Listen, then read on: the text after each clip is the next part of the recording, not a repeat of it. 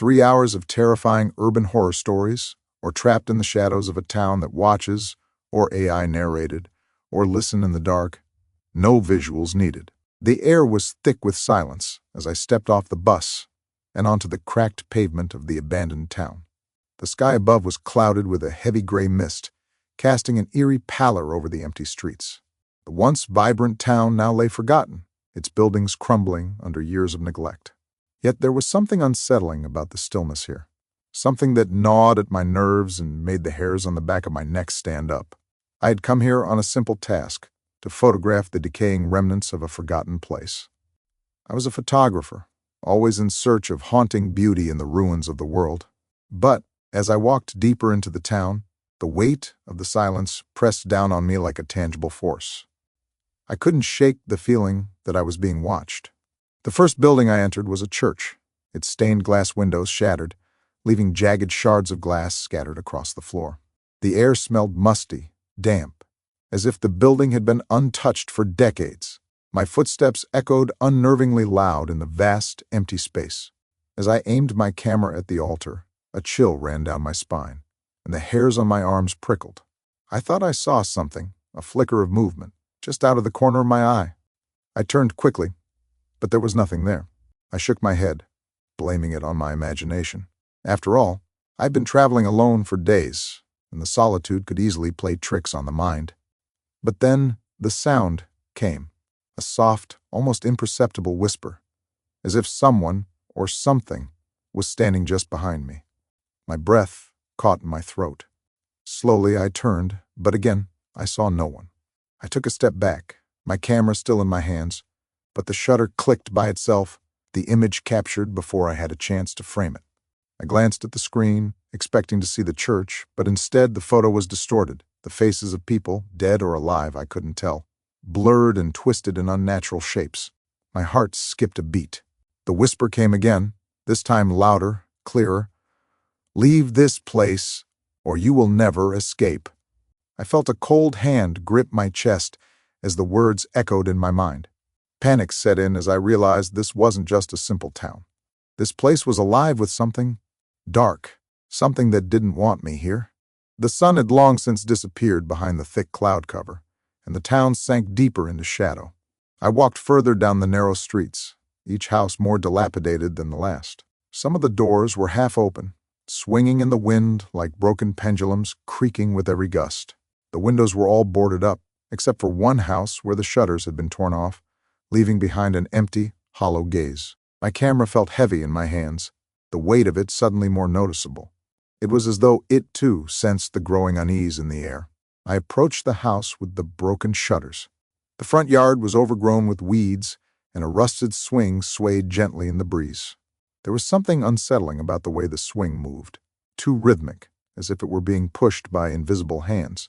I stepped closer, my boots crunching on the gravel, the sound echoing in the stillness. When I looked closer, I could swear I saw a figure standing in the window, a pale face staring directly at me. My heart skipped a beat, and I froze. For a moment, I thought I had imagined it, but then the face moved. It wasn't a hallucination. It was a young woman, her features pale and drawn, her eyes wide open, unblinking. She stood there, staring at me, her face pressed against the glass. My throat went dry.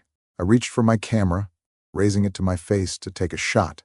But just as I clicked the shutter, the woman disappeared from the window, vanishing into thin air.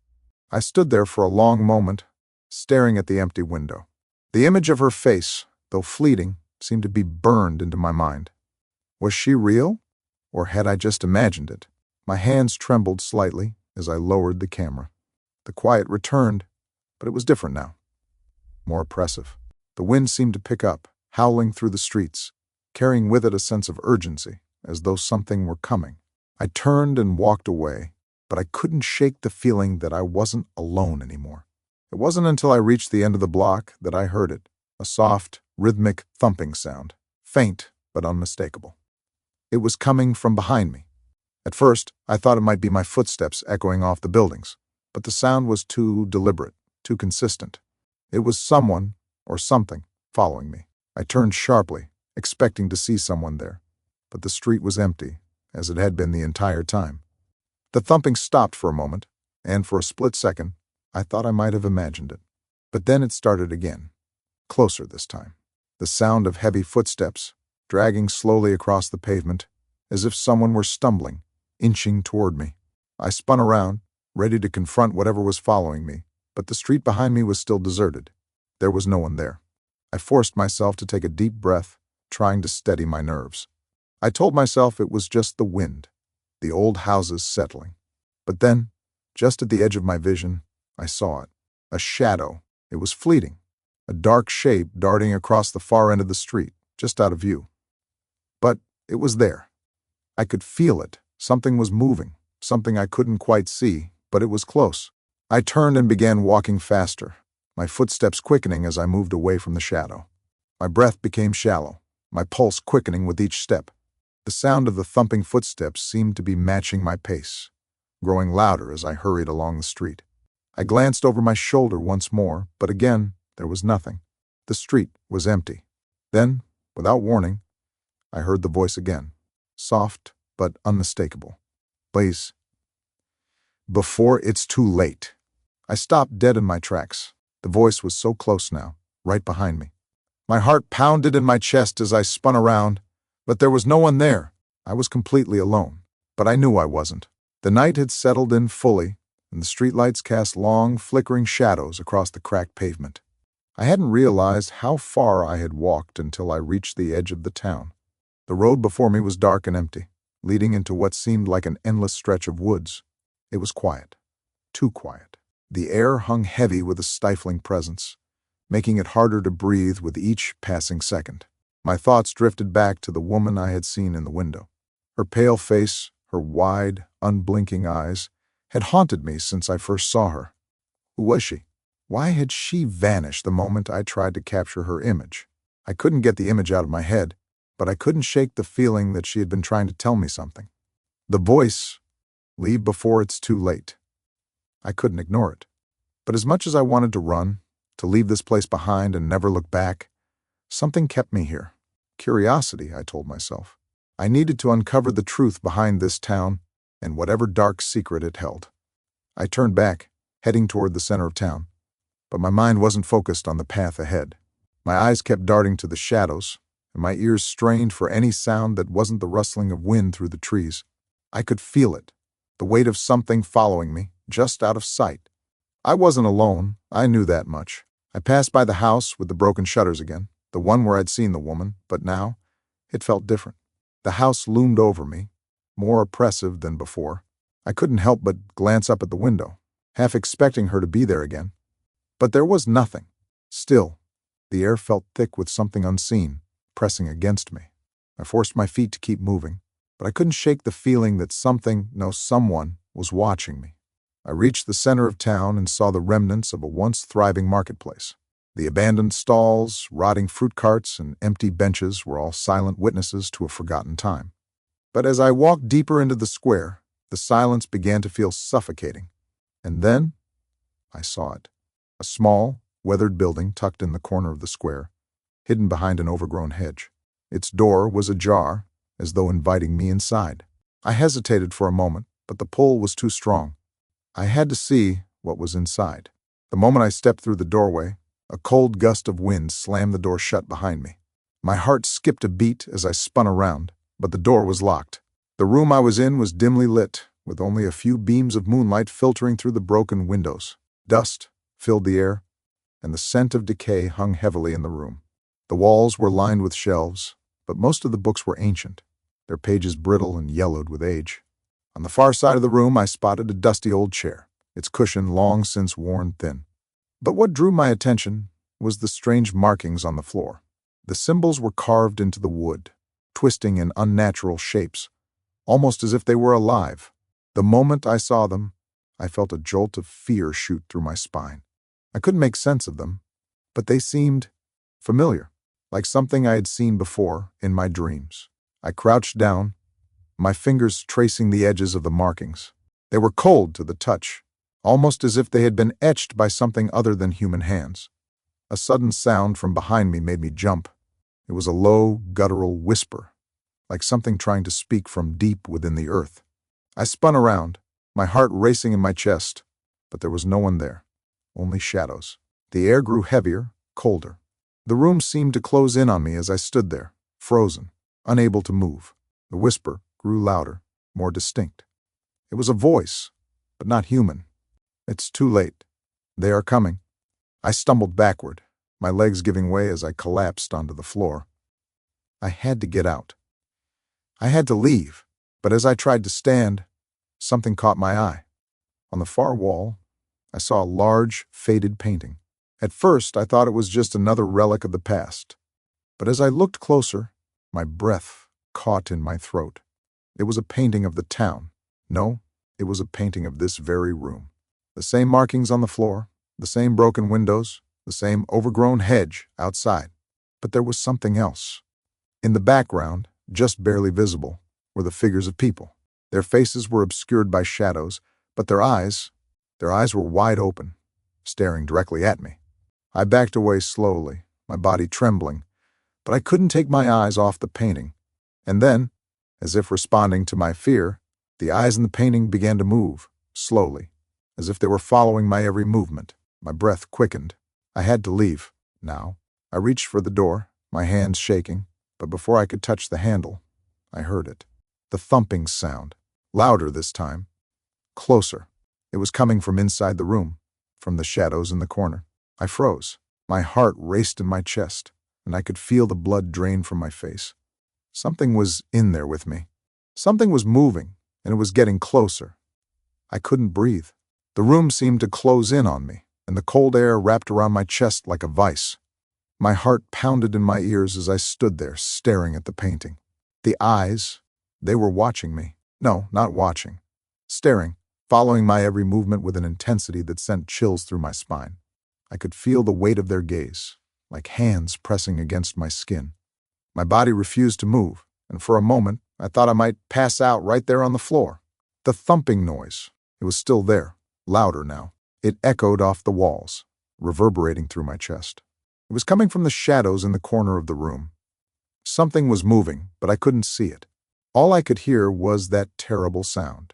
My mind screamed at me to run, to escape, but my feet were frozen to the ground. Every part of me screamed, but no sound escaped my throat. I wanted to turn away, to rip my gaze from that damned painting, but I couldn't. The eyes, they held me captive. I wasn't sure how much time passed, but it felt like an eternity. Finally, I broke my stare and turned toward the door. But as I did, the shadows in the corner shifted. Something was there, something tall and dark, looming just beyond the edge of the moonlight. The air grew colder still, and the whispering began again, growing louder, clearer. It was as if the voices were right next to me, crawling under my skin. "You can't escape now." I spun around, my breath hitching in my throat. But there was no one there, only darkness. The thumping was now a steady rhythm, like heavy footsteps dragging across the floor. Closer, closer. Every step closer made my skin crawl. The room felt like it was spinning, and I couldn't tell if it was the fear or something else warping my perception. I backed away from the painting, my eyes never leaving the shadows in the corner. I reached for the door, my hand trembling as I gripped the handle. I had to leave. I had to get out of this place. As I turned the knob, the thumping stopped. Everything was still. For a moment, I thought I was safe. My body trembled with the rush of adrenaline, my heartbeat still erratic. I pushed open the door and stepped into the hallway, but the silence felt like a lie. It was too quiet. The air felt thick, as though something was waiting in the dark, watching me. I took a step forward, then another, and that's when I heard it, a soft, sharp whisper in my ear. "Bunch, you should have never come here." I whipped around, but there was nothing, just the dark hallway stretching out before me. I ran. My feet pounded against the floor, each step faster than the last. I could hear the whispering behind me, the footsteps chasing me, always just a breath away. The light from the doorway behind me flickered, casting long shadows that seemed to stretch toward me like hands reaching from the abyss. I ran faster, my breath coming in ragged gasps. I had to get out of this town. I had to escape whatever this place was, whatever was hunting me. But the town was changing.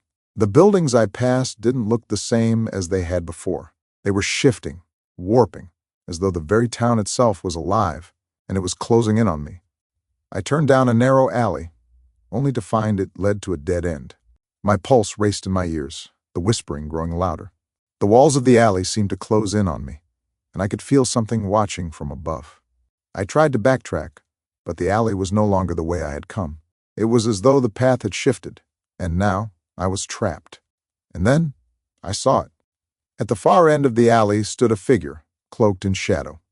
Its shape was indistinct, but I could feel its presence like a weight pressing down on me. The figure took a step forward, and with it, the air seemed to grow colder. I opened my mouth to scream, but the sound was stuck in my throat. The figure moved again, closer now, its outline sharpening into something more tangible, but I couldn't look away. I don't know how long I stood there, frozen in place. But eventually, the figure spoke, its voice like the rasp of dead leaves in the wind. "You are not meant to leave." I couldn't take it anymore. My legs finally responded, and I bolted. My feet slammed against the ground, my heart pounding so loudly I thought it might burst from my chest. I didn't look back. I couldn't. All I knew was that if I stopped, if I hesitated for even a second, it would be over. I ran through the twisting streets, my breath ragged and shallow, the whispering voices echoing in my mind, pushing me forward. The town had become a labyrinth of nightmares, and I was trapped in its clutches. Somewhere in the distance, I heard a door creak open. The sound sent a chill through my spine. Someone, or something, was calling me, and I knew, deep down, that I couldn't escape. Not until it had what it wanted. I didn't know how long I had been running. Time seemed to stretch and bend, as though the very fabric of reality was unraveling around me. The streets twisted and contorted, leading me in circles, back to the same eerie landmarks I'd passed hours, or maybe minutes ago. My lungs burned, my legs screamed for rest. But I couldn't stop. Not now. The whispering voices followed me, no matter where I turned. They were always just behind me, getting closer with every step, their words like cold fingers brushing against my skin. I could feel their weight in my mind, their presence pressing in, filling every empty space with dread. It's too late. And worse, you cannot escape. I wanted to scream, to tell them to leave me alone, but the words wouldn't come. My throat felt tight, constricted, as if something was pressing down on it from the inside. Every breath was a struggle, and every step felt like wading through thick, invisible mud. The houses around me seemed to close in, their windows dark and hollow, their doors ajar like gaping mouths, waiting to swallow me whole. The further I ran, the more the town seemed to shift, like it was alive, shifting its shape just to trap me. The alleyways were never ending, each one leading to another dead end, each corner bringing me back to the same place. I stopped for a moment, my chest heaving as I tried to steady my breath. My mind was clouded with fear, every thought a jumbled mess of panic and confusion. I glanced around, trying to find a way out, but all I saw was the same decaying town. Suddenly, there was a sound, a soft, rhythmic thumping, like the slow drag of footsteps. I froze. The sound was so faint at first, but then it grew louder, closer. Someone, or something, was coming toward me. I didn't dare turn around. My heart hammered in my chest as I stood there, frozen, waiting for the inevitable. I wanted to run again, to flee from whatever was behind me, but my body wouldn't move. The thumping stopped. For a moment, everything was still, silent. And then I felt it. A hand, cold and clammy, brushing against my shoulder. My body went rigid with terror. I spun around, but there was nothing there. The street was empty, the air still. I could hear my own breath, loud and erratic in the silence. My chest ached with every inhale, my pulse racing in my ears. What was happening to me? Was I losing my mind? The air grew colder. The shadows seemed to stretch and writhe, twisting into shapes that defied logic. I could feel them, watching, waiting. They were everywhere. I wasn't alone. I never had been. I looked up. There, at the far end of the street, I saw it, a figure standing in the distance, its silhouette barely visible in the fading light. It was tall, its form impossibly dark, like a shadow that had come to life. I couldn't make out its face, but I could feel its presence, as though it were calling to me, pulling me toward it. "Come closer." The voice came again, this time not from behind me, but from the figure itself. Its voice was deep, ancient, and filled with a hunger that made my blood run cold. "You can't escape me."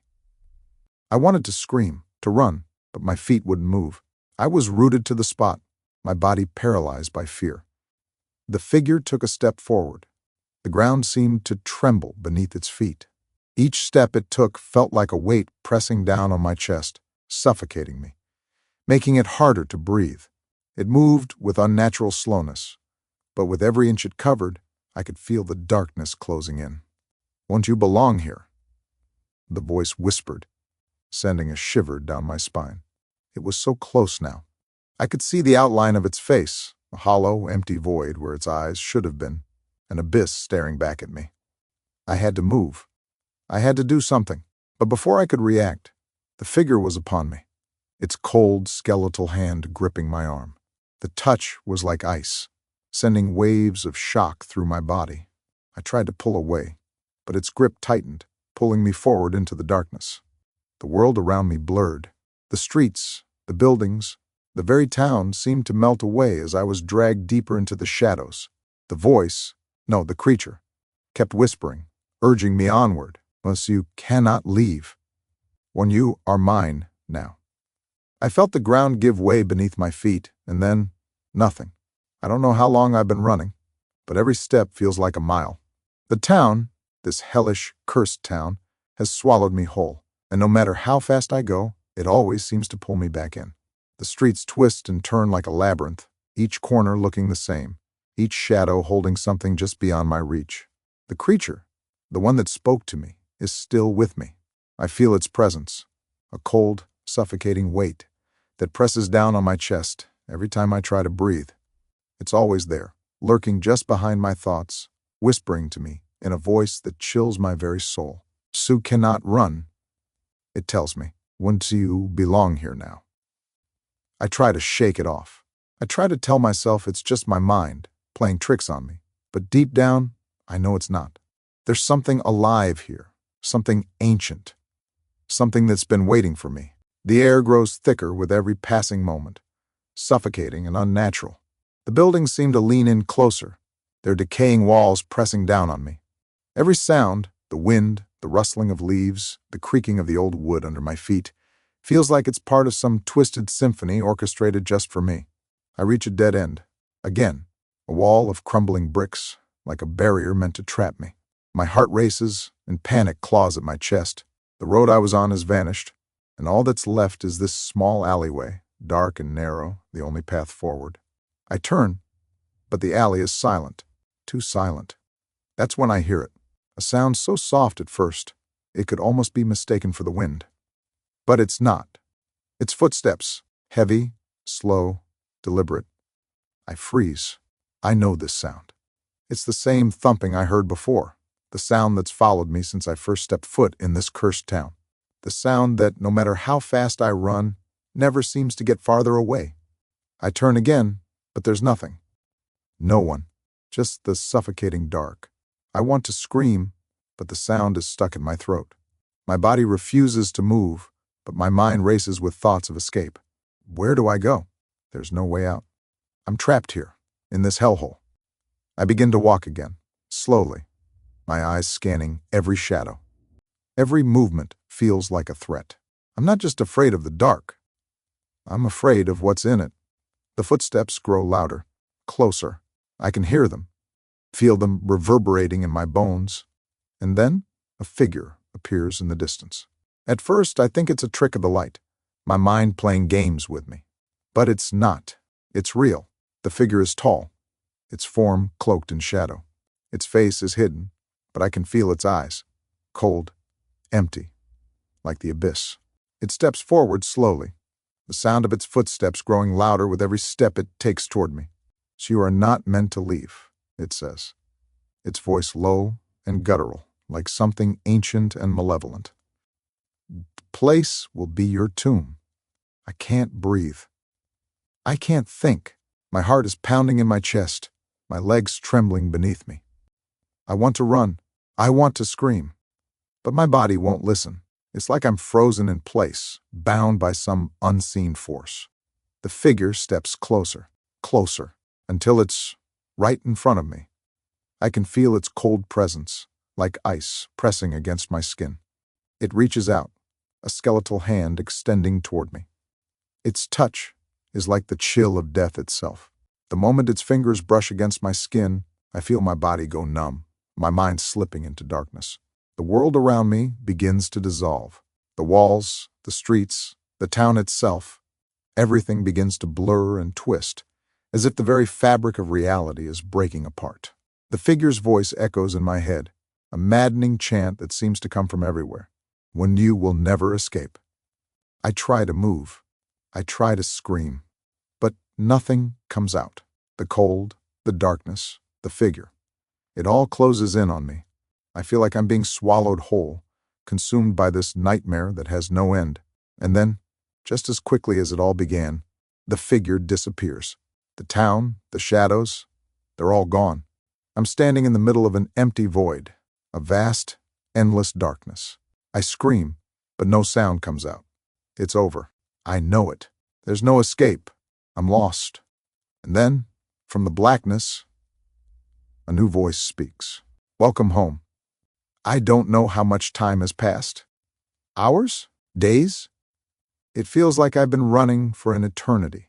The town, this forsaken place, has warped my sense of time, twisted it into something unrecognizable.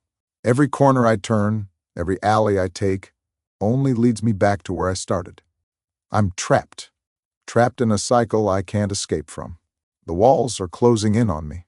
The streets feel smaller, narrower, as if the very ground beneath my feet is shrinking. The buildings loom over me like towering giants, their windows staring down with lifeless eyes. I keep hearing the same whispering, the same cold voice that haunts me. And you can't escape once you belong here. The whispers come from everywhere and nowhere at the same time. It's as if the town itself is alive, breathing with a mind of its own, and it's watching me, waiting for me to break. And I can feel it. My mind is starting to unravel. I've found a house. I don't know how or why, but somehow I'm standing in front of it. The door creaks open, just like the others. I hesitate for a moment, but my feet move before my mind can catch up, dragging me inside. The house is empty. Too empty. The air smells stale, thick with dust. But there's something else. A faint odor, something metallic, like old blood, lingers in the corners of the room. My heart skips a beat, but I press forward, my eyes scanning the room. There's a sense of unease hanging in the air, a heaviness that presses against my chest. I walk deeper into the house, my footsteps muffled by the thick carpet on the floor. The place is quiet, too quiet. The silence feels wrong, like it's hiding something, a shadow, a presence, lurking just out of sight. As I move deeper into the house, I feel it again. The cold, the presence that's been following me, stalking me through every corner of this cursed town.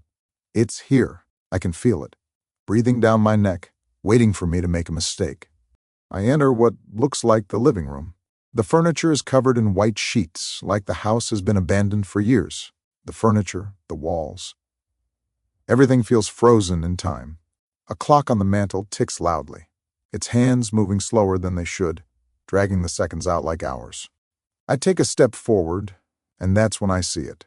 On the far wall, a large mirror, its surface cracked and scratched.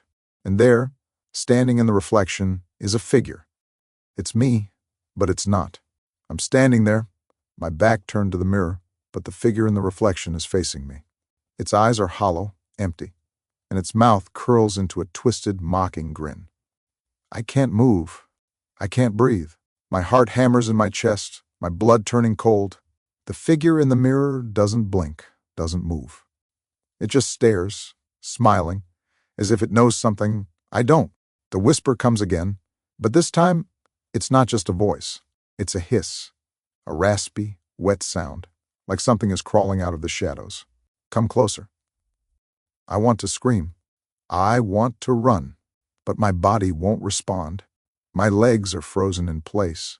The figure in the mirror leans forward, slowly, its mouth opening wider, its grin growing impossibly large.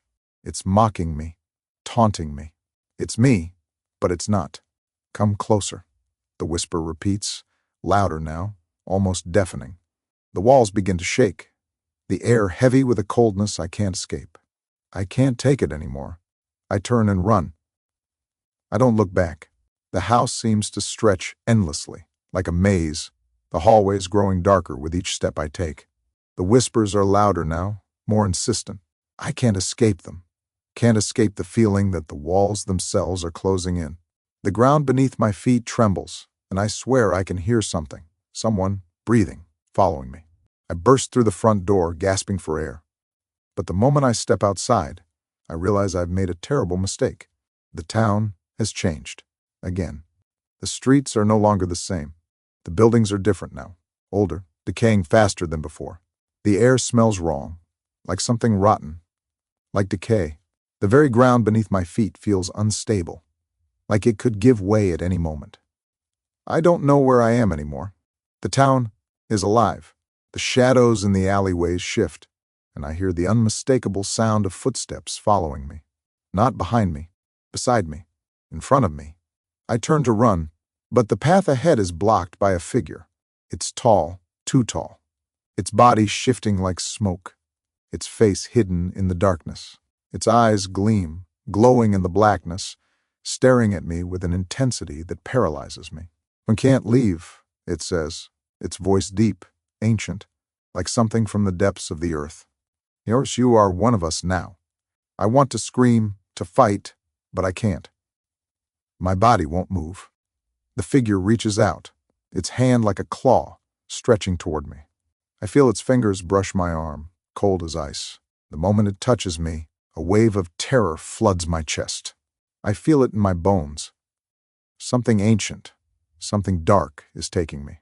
And then, the world goes black. The world around me feels like it's been torn apart and stitched back together wrong. The ground beneath my feet doesn't feel real anymore, like it could collapse at any moment, sending me into an endless abyss. The sky above has taken on an unnatural gray, the clouds swirling like a storm, but it's eerily calm. No wind, no sound, just the oppressive weight of something ancient, something malevolent, closing in on me. I try to keep moving, but my legs feel heavy, like they're made of lead. My heart is racing, but there's a hollow feeling in my chest.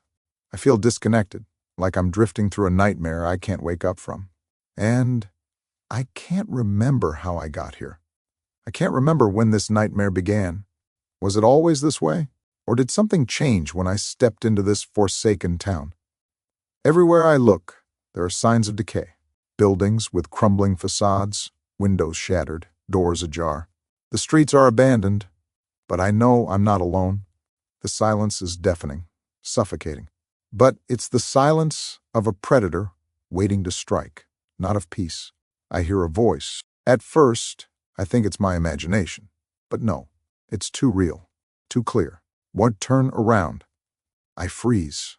The voice is low, hoarse, barely a whisper, but it sends a shiver down my spine. It feels like it's inside my head, echoing in the empty spaces where my thoughts should be. I don't want to turn around. I don't want to look, but my body betrays me. Slowly, my head shifts, and my eyes fall on the street behind me. There's nothing there. Nothing, except for the faint outline of something, or someone, standing at the edge of the darkness. I can't see it clearly, just a shadow, a vague silhouette that barely exists in the corner of my vision. But I know it's there, watching me. I want to scream. I want to run. But my feet won't move. My legs are rooted to the spot as if the ground itself is holding me in place. The figure doesn't move. It just stands there as still as the night, as if it's waiting for something. Come closer. I hear the voice again. This time it's louder, clearer, almost too close. It's as if the words are being whispered directly into my ear, a cold breath against my skin. But there's no one there. I turn my head quickly, looking over my shoulder.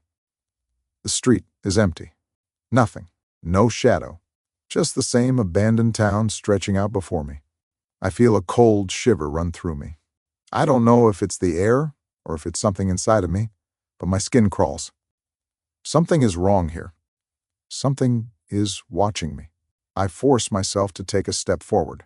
My feet scrape against the pavement, and I swear the ground groans beneath my weight, as though it's alive, reacting to my every movement. My heart hammers in my chest as I walk, but the whispers don't stop. They're everywhere. In the back of my mind, crawling through my thoughts, unseen, but always there. The longer I stay, the louder they get. Can't escape. They are watching you. I'm losing my mind. I quicken my pace, but the whispers only grow louder. The air grows colder, the town's buildings stretching higher, leaning in, like they're watching me too. I turn another corner, but the streets never seem to end. The same abandoned houses, the same empty windows, the same eerie silence. And then, I see it. A house different from the others. It's smaller, more weathered, and yet there's something about it that stands out. The windows are black, empty voids that seem to swallow the light. There's a door, cracked open, but there's no light inside. No sign of life. I don't want to go near it, but I can't help myself. The door, it's calling me. My legs move before my brain can catch up. I step inside. The air inside is thick with dust, like it hasn't been touched in years. The smell is familiar, like old wood, mildew, and something else. Something metallic. My breath catches in my throat as I walk deeper into the house, the floor creaking underfoot. The walls are bare, except for a few strange markings, etched into the wood like scratches from something sharp. I run my fingers over them, and a chill runs through me. The scratches are fresh, as though someone or something has been here recently. I move deeper into the house, the feeling of being watched intensifying with every step I take. The house seems to grow darker, the shadows deeper. The whispers are louder now, and they're coming from inside the walls. I stop in my tracks. The voice is different now, clearer. She shouldn't have come. I turn, but there's nothing there. Just the empty room. The floorboards creak underfoot, and I swear I can hear something breathing. Heavy, labored breaths. A presence lurking just beyond my sight. The air grows thick with dread. And then, I hear something even worse. A sound. A scratching. Like fingernails on wood or claws, scratching at the walls, trying to get out. The sound comes from behind me, from the far corner of the room, just out of view. I turn, my heart racing, my body trembling. The room is empty, but the scratching continues. It's getting louder. Suddenly, the door slams shut behind me. I jump, my heart leaping into my throat. I rush to the door, but it won't budge. The room feels smaller now, the walls closing in. The scratching is louder now, and I can feel it, feel the presence behind me, moving closer, getting closer. I look back toward the corner of the room. A figure is standing there. Not just any figure. It's me. Or something that looks like me. The same face, the same eyes, but the smile. The smile is twisted, wrong. I try to scream, but no sound escapes. I feel the coldness in the room deepening, a weight pressing against my chest. The figure steps forward. You're too late. The door behind me slams open. I turn, running blindly into the hallway, but the walls are closing in. The whispers, the footsteps, the scratching. It's all around me. I don't know where to go anymore. I don't know if I'm even alive anymore. I can't remember how long it's been since I stepped into this hellish maze. Days? Weeks? It doesn't matter anymore. Time doesn't seem to exist here. It's just me, lost, wandering through a town that has become a prison, a nightmare that stretches on without end. The whispers, they're always there, echoing in my mind. The town knows me now, and it's watching, waiting. Only you can't leave. The voices taunt, always in the back of my head. You're ours now. I used to think I could escape, that if I kept running, kept pushing forward, I would find a way out. But now I know there is no escape, no way back. I thought I had seen it all, the abandoned houses, the eerie silence, the shadows that follow me. But today, something changed. I found another house, or perhaps it found me. I don't know anymore. The door is ajar, as if inviting me in, beckoning me closer. My legs move on their own, pulling me toward it. My body doesn't want to go, but I can't stop it. I need to see what's inside. I need to know what's waiting for me. The moment I step inside, I feel it. The air is thick, suffocating, as if the house is holding its breath. The silence is so complete, it presses against my eardrums. It's the kind of silence that screams louder than any noise. I hesitate, but only for a second. The walls are lined with old portraits, their faces staring at me with hollow eyes. Their gazes follow me, their painted eyes piercing through the dust, watching my every move. I turn down a hallway, the floorboards creaking under my weight. A door at the end of the hall stands slightly open. It's dark inside, and I can't see past the threshold. I should turn back. I know that, but I don't. My hand reaches out, and the door creaks open. Inside is a room, dimly lit by the faint light that filters through the cracks in the shutters. The walls are bare, except for one thing, a large, ornate mirror standing against the far wall. It's cracked, the glass shattered in places, but it's not the cracks that catch my attention. It's the reflection. It's me, but not me. The image in the mirror isn't just a reflection, it's something else. My face, but twisted, distorted in ways I can't understand. My eyes, wide and unblinking, stare back at me. But there's something wrong, something off. I take a step closer, and the reflection moves. I freeze. The figure in the mirror smiles, a twisted, unnatural grin that sends a chill down my spine. The whispering starts again, louder this time, as though the mirror itself is speaking. Come closer. I want to run. I want to turn and get the hell out of here, but I can't. My feet are glued to the floor, my body paralyzed by the figure in the mirror. It's me, but it's not. The grin widens, and I feel a wave of cold wash over me. Suddenly, the figure in the mirror begins to move. It steps toward me, its movements jerky and unnatural. I back away, but the reflection follows, matching my every move. I can't breathe. My chest is tight, my heart racing in my ears. I feel like I'm drowning. The air is thick, heavy, suffocating. You can never escape me. The voice comes from the mirror, but it's not mine. It's deeper, raspier, as if something else is speaking through me, for we are one now. I stumble backward, my hand brushing against the wall. The mirror's surface ripples, like water disturbed by a stone. The reflection in the glass shifts, twisting, contorting in unnatural ways. I hear a crack, and then the mirror shatters. I fall to the floor, my breath coming in ragged gasps. Glass shards scatter around me, but I don't care. I need to get out of this place. I need to leave before it consumes me, before I become one of them. I scramble to my feet, my mind racing. But the door is gone. The hallway I came through is gone, replaced by a thick blackness, an endless void that stretches out before me. I feel the darkness pressing in, squeezing the air from my lungs. I turn to face the only thing left in the room, the shattered mirror. And in the shards, I see it. It's not me anymore. The figure in the shards is distorted, its features barely recognizable. But I can see the eyes, my eyes, staring back at me. The eyes are wide, but they're not mine. They are hollow, empty, filled with something dark, something ancient. They can't run away from what you are.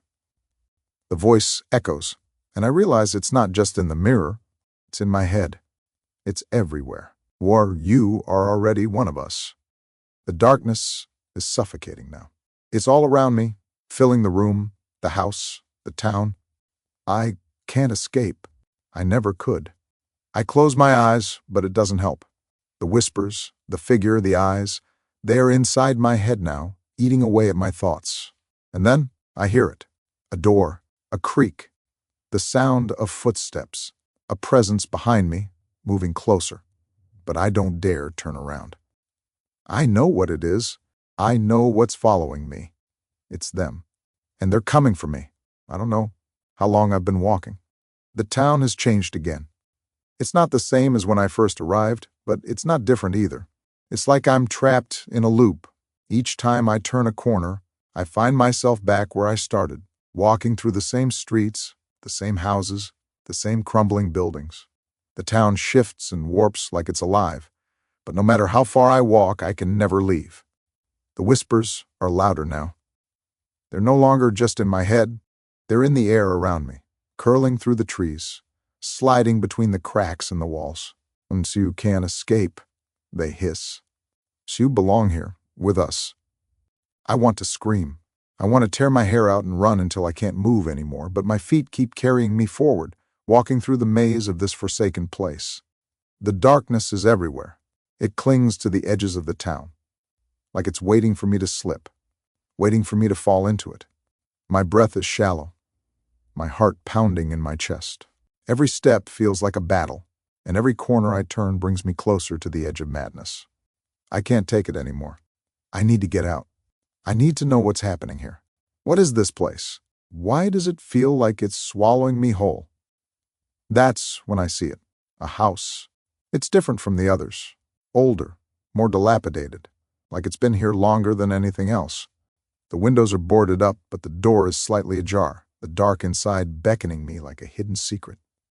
I step forward, my hand trembling as I push the door open. The moment I step inside, the air changes. It's colder, thicker, like it's been waiting for me. The smell of rot fills my nose, like something long dead and forgotten. The walls are covered in old yellowing paper, peeling at the edges.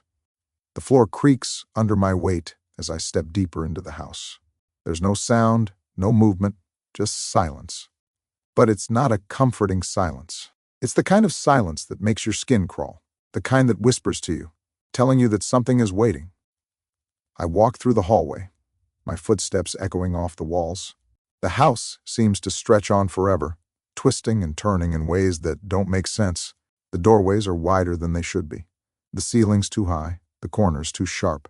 It's like I'm walking through a distorted version of reality, and I can feel the town's presence here, pressing in on me from all sides.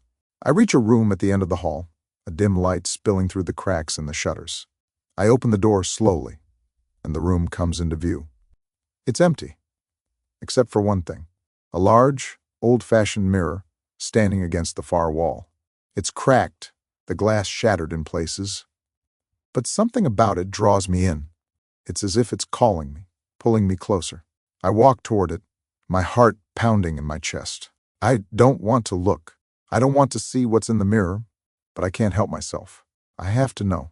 I stop in front of it, and for a moment, everything is still.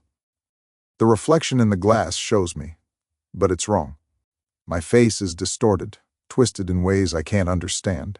The eyes, they're not mine. They're dark, empty, hollow. They stare back at me, unblinking, unfeeling. But what's worse is that I can't look away. It's like the reflection has taken control of me, like it's pulling me in, forcing me to face the truth I've been running from. "You're not alone," the voice says. It's familiar, but not. It's the same voice I've heard before, in the whispers, in the shadows. But now it's different. It's colder, darker. "We've been waiting for you." I step back, my heart racing. The reflection in the mirror doesn't move. It stays still, staring at me with those hollow eyes. But I can feel it. Something is in the room with me now, something watching, something waiting. I turn away from the mirror, but I can't escape the feeling that I'm being followed. The air is thick with something that wasn't there before. It's the smell of decay, of death, of things better left forgotten. I try to run, but the house seems to stretch further, twisting, warping around me. The walls close in, the hallway elongates. I can feel the darkness pressing in from all sides, suffocating me, pulling me deeper into its grip. The whispers start again, louder now. "It's too late," they hiss. "So you can never leave." I push forward, my body moving on instinct now, my mind a blur of panic and fear. I can feel the house shifting beneath my feet, like it's alive, like it's pulling me in, trapping me in its grasp.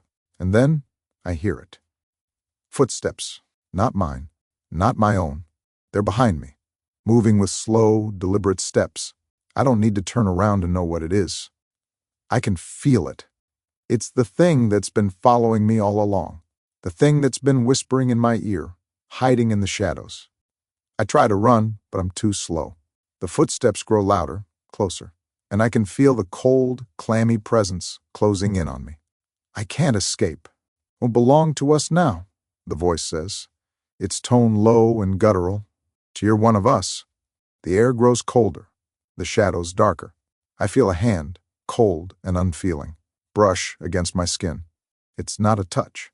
It's a grip, like claws sinking into my flesh, pulling me toward it. I scream, but no sound comes out. My body won't move. I'm frozen, trapped in the grip of whatever is behind me. I can feel it breathing down my neck, its presence suffocating me. And then, darkness. The darkness isn't just in the corners of the town. It's in my mind now. I can feel it crawling beneath my skin, twisting my thoughts until I can't tell where I end and it begins. Every corner I turn, every street I walk down, feels like it's mocking me. The town has changed again, but this time it feels alive. And it's watching me, waiting for me to break. I thought I was alone, but I was wrong. I should have known. There are no real escapes in a place like this. No exits. No way out. And I'm not sure what's worse, the fact that I'm trapped here, or the fact that I can feel it, whatever it is, pressing in, pushing me deeper into the maze of this forsaken town. I don't know how much time has passed. It's hard to keep track when time feels so distorted. Hours blur into days, and everything around me feels like it's suspended in some kind of nightmare. A nightmare I can't wake up from. I walk down a narrow street, the silence pressing in on me. The buildings on either side are twisted, their windows dark, their facades warped like the teeth of some monstrous creature. The street itself is cracked, uneven, as though it too has been here longer than it should have been. Every step I take feels like it's echoing in the void. And then I hear it. A sound, faint but distinct. A low thud, like something heavy being dragged across the ground. My heart skips a beat, and I freeze, straining my ears to listen. The sound comes again, a rhythmic scrape against the pavement, as though someone, or something, is walking, dragging its feet. It's behind me. I don't turn around. I can't. I know it's there. I can feel it. My breath catches in my throat, and I take another step, my body moving on instinct, pulling me forward, away from the sound. But the scraping continues, always just behind me, following my every move. You can't outrun it. The voice comes from nowhere. It's a whisper, a hiss, but it's loud enough to crawl into my ears, to wrap around my mind. The voice feels familiar, like it's been with me since I first arrived in this cursed town, like it's been in my thoughts all along. I want to scream, but I can't. My throat is dry, my voice stuck somewhere deep inside me, buried beneath a mountain of fear. My feet move faster, but the sound keeps pace. It's dragging me forward, pulling me into the unknown, into the depths of this place. I glance over my shoulder, just once, and I see it, a figure, standing at the far end of the street, its body barely visible in the dark. But its eyes, they're wide, empty, hollow, and they're staring at me. I can feel its gaze, even from this distance. The eyes, those empty, lifeless eyes, pierce through me like a knife, cutting through every fiber of my being. I can't look away. I can't move. I'm frozen in place, staring back at it, even as the scraping sound gets louder, closer. I turn away, forcing my legs to move, but the figure doesn't move. It just stands there, its eyes locked onto mine, unblinking, waiting. The whispers grow louder, filling my mind with 1,000 voices. They're all speaking at once, overlapping, and I can't understand them. It's a jumble of words, a cacophony of torment, but one thing is clear: belong to us. I stumble forward, my breath ragged. The town seems to stretch on forever, its streets twisting in impossible ways. I can feel the walls of reality closing in, trapping me in a nightmare I can't escape from. I don't know how long I've been walking. It could be minutes. It could be hours. But the darkness is thick now, almost tangible, pressing down on me like a weight, and the whispers Oh, the whispers are relentless. I keep walking, but I can feel it. It's not just the town anymore. The very air around me is alive. Alive with the weight of 1,000 forgotten souls, all watching, waiting. I can feel their eyes, their presence all around me, closing in on me from every direction. I have to get out. I have to leave. But where? Where do I go? I can't breathe. The pressure in my chest is unbearable. Like the walls are closing in, like I'm suffocating. I can feel something, no, someone, behind me now, moving closer, the scraping sound growing louder with every step. I turn, and I see it. The figure. It's not far now. It's closer than it's ever been, its eyes wide, its mouth open in a silent scream. The scraping sound comes from it, as if its very body is dragging itself through the town, clawing its way forward with each movement. And then I see something else. Behind the figure, in the shadows, there's a doorway. It's faint at first, barely visible, but it's there. A crack in the wall, a space between two houses. It's the only way out. I run. I don't know how, but somehow my legs move faster. My body carrying me toward that sliver of light, that sliver of hope. The scraping sound is behind me now, louder than ever, but I don't dare look back. I don't dare stop. The doorway is right in front of me now, and I reach for it, my fingers brushing against the cold stone. But as I do, something grabs my ankle. I scream, but no sound comes out. The world spins around me as I'm yanked backward, dragged across the ground, my fingers scraping against the pavement as I try to hold on to anything, everything.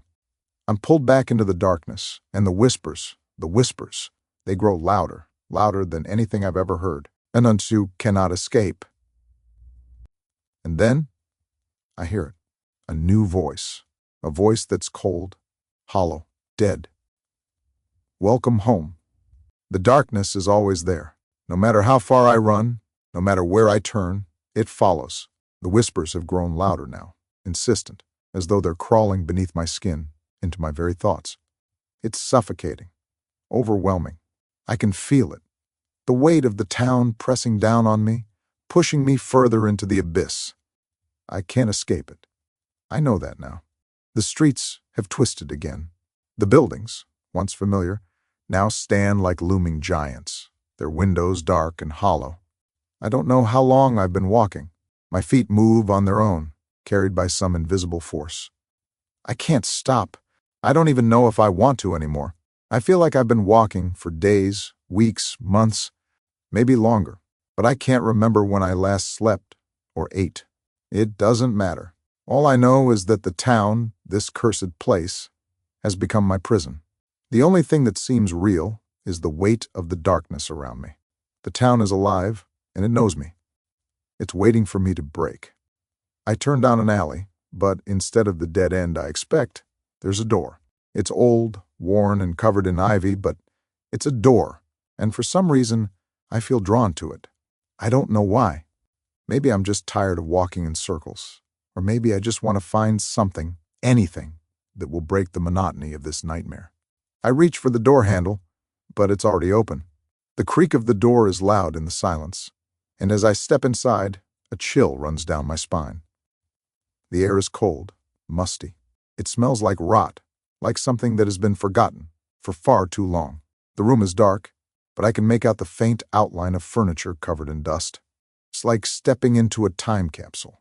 The house has been abandoned for years, but something about it feels wrong. It doesn't feel like a place forgotten by time.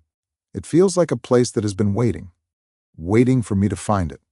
I step deeper into the room, my footsteps echoing off the hardwood floors. My heart beats louder in my chest, and the whispering starts again. "And you should have never come." The voice is soft at first, but it's so close now, like it's inside my head. It's no longer just a whisper. It's a voice, and it's calling me. I spin around, my breath catching in my throat. The room is empty, as expected, but I can feel it now. The presence, it's in the air, pressing down on me, crawling across my skin. I can almost hear it breathing, just behind me. I force myself to take a step forward, my eyes scanning the room. It's empty, I remind myself. There's nothing here. But even as I say that, I know it's not true. I look to my left, and I see a door at the far end of the room. I don't know why I feel drawn to it. Maybe it's just my mind playing tricks on me, or maybe I just want to find something, anything, that feels real. But I know, deep down, that the door is not the answer. I don't know what's behind it, but I can feel that it's not what I want to find. I walk toward the door, my footsteps quickening as I approach. The whispers grow louder. I can't make out the words, but they're there, pressing against my ears, wrapping around my mind like a vice. I reach for the handle. My hand is trembling, but I force myself to turn it. The door creaks open, and I step inside. The room is colder now. The walls are lined with shelves, but there are no books, only jars, rows and rows of glass jars, each filled with something I can't quite see. The shadows seem to dance inside them, like something alive, something waiting. The jars are old, cracked in places, and some are covered in a fine layer of dust. I don't want to look. I don't want to touch them, but I feel an overwhelming urge to reach out, to open one of them, to see what's inside. I hesitate. My mind is screaming at me to leave, but my body doesn't listen. I reach for the closest jar, my fingers brushing against the cold glass. I lift it off the shelf, and for a moment, I think I see something move inside. My breath catches in my throat, and I almost drop the jar in surprise. But I don't. I hold it steady. Inside the jar is a mass of something, black, writhing, and covered in a sticky substance. It looks like it's alive, like it's moving beneath the glass. But what makes my stomach turn is the shape of it. It's almost human. Almost. I drop the jar, the sound of it shattering against the floor like a gunshot in the silence. But as I turn to run, I hear the whisper again. It's louder now, coming from all directions, surrounding me. It's too late. You are already one of us. I freeze. I don't know what's happening anymore. The walls are closing in. The shadows seem to stretch longer, like they're reaching out, trying to grab me. I can't breathe. The air is thick, suffocating. I turn, but the room isn't the same. The shelves are gone, replaced by more jars, more things I can't quite make out. The door is gone, and in its place is a wall of blackness, an abyss that swallows everything around me.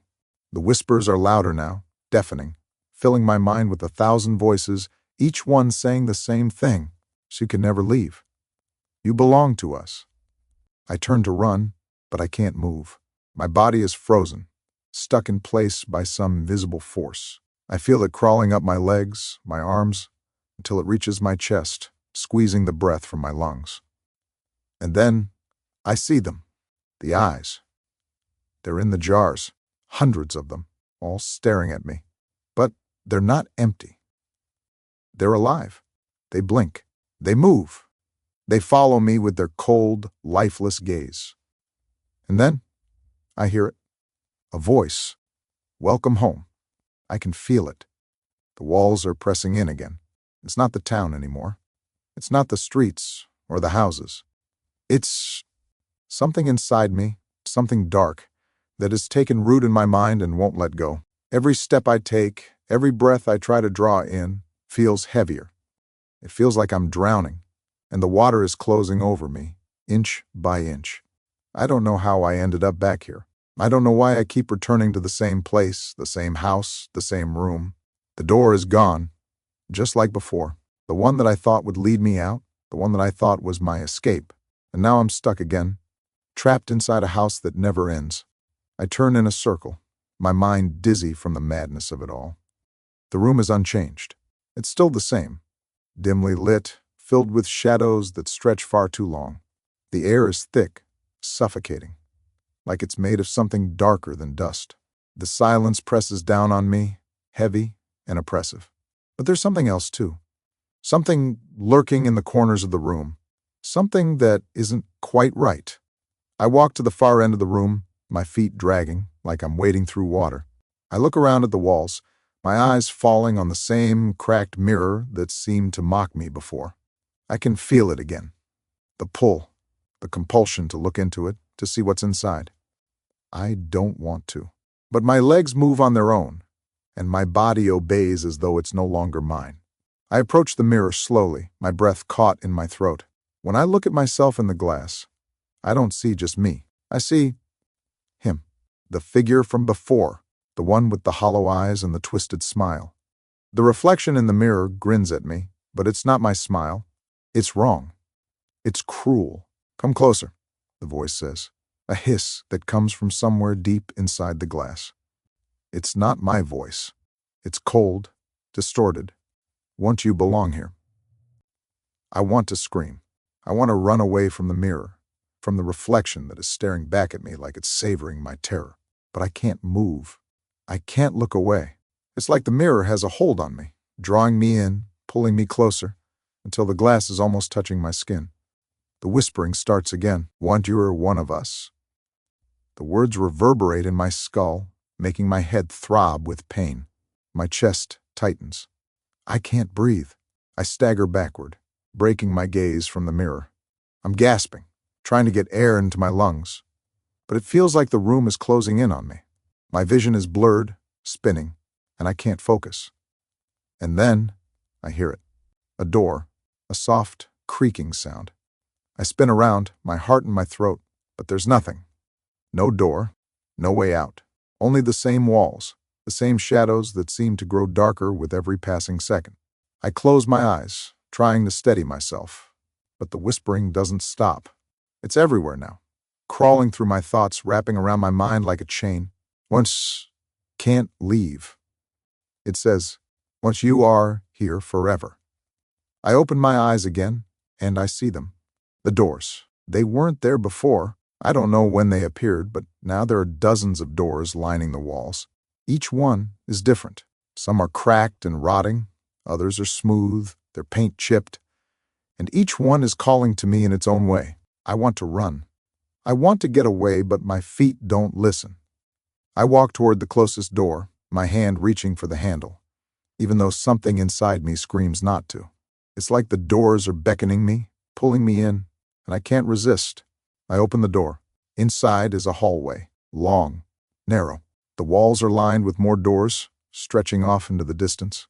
I can hear the faint sound of scratching, of claws dragging against wood from behind the doors. I don't want to open them.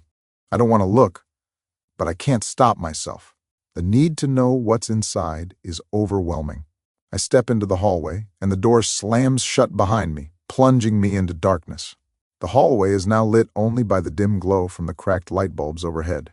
The air is thick, heavy with dust and something else, something sour, something rotten.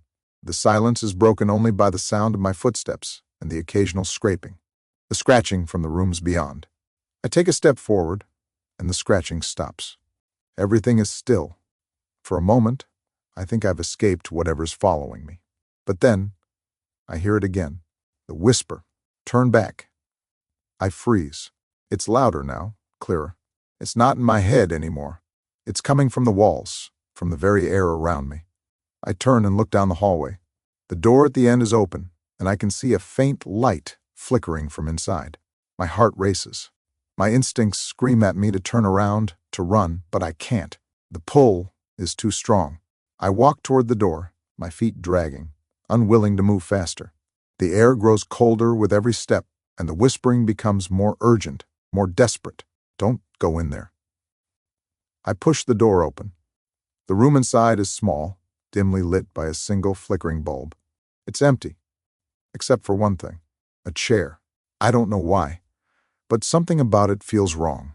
It's old, the wood cracked, the seat worn down, but the straps on the arms, the legs, the neck, they're new, fresh. The leather is shiny, almost too shiny. I can see the dark stains on the seat. I step closer, my hand trembling as I reach out for the chair. But then the door slams shut behind me again, and I spin around, but there's nothing there. The chair is empty, but I can't shake the feeling that someone was just sitting there, waiting for me. But you were meant to sit here. The voice again, coming from the shadows. It's not mine. It's not human. It's something else. Something darker. I step back, my heart pounding in my chest, but the whispering starts again. It's everywhere now, crawling through the walls, the floor, the ceiling. It's closing in on me, and I know this is where it all ends. The chair, The whispers, the darkness. I'm not supposed to be here. I didn't know where to go anymore. Every step I took seemed to lead me deeper into the maze of this forsaken town. Every street I walked down turned into another dead end. And the whispers, they were everywhere. The town itself felt alive, shifting, pulling me in, trapping me in its grasp. And I felt it, the weight of the darkness, an ever-present force always just behind me, closing in. I stumbled down the road, my legs aching, my breath shallow. The world around me was dark, too dark. The streetlights flickered like dying stars, casting long shadows that seemed to crawl along the pavement. The houses, if you could even call them that, were like empty shells, hollow and broken. Their windows stared at me like empty eyes, unblinking, waiting. And I knew I wasn't alone. I had been hearing it, the scraping, the shuffling, the footsteps that were never my own. They followed me. Wherever I went, they were always just behind me, too quiet to hear but too loud in my mind. I was being hunted, and I couldn't run fast enough. There was a house in front of me, old, worn down, with its door hanging open, as if waiting for me. I didn't know why I felt drawn to it, but I did. It was like an invitation, a sick, twisted invitation I couldn't resist. I pushed the door open, and it creaked in protest, like it hadn't been touched in years. The air inside was stale, thick with dust and decay. The smell was overwhelming, sharp and sour. The house was empty. At least, that's what I thought at first. I walked deeper into the house, each step echoing through the silence. The floorboards groaned under my weight, and the air grew colder, almost unbearable. There was something off about this place, something wrong. And then I saw it. On the wall, there was a large portrait, an old painting. The faces in it were pale, lifeless, their eyes staring out from the canvas, looking right at me. Their eyes weren't empty, though. They were full of something darker than shadows. It was as if they were watching me, judging me, waiting for me to make the wrong move. I took a step closer, drawn to the painting. It was strange. It looked old, but it was in perfect condition. The frame was cracked in places, but the faces, they were sharp, detailed, too real. As I stared at them, the feeling grew stronger. I was being watched. I wasn't just looking at a painting. I was looking at something that had been waiting for me. The whispering started again. "You shouldn't have come here." The voice was faint at first, but it grew louder, until it seemed to come from all directions.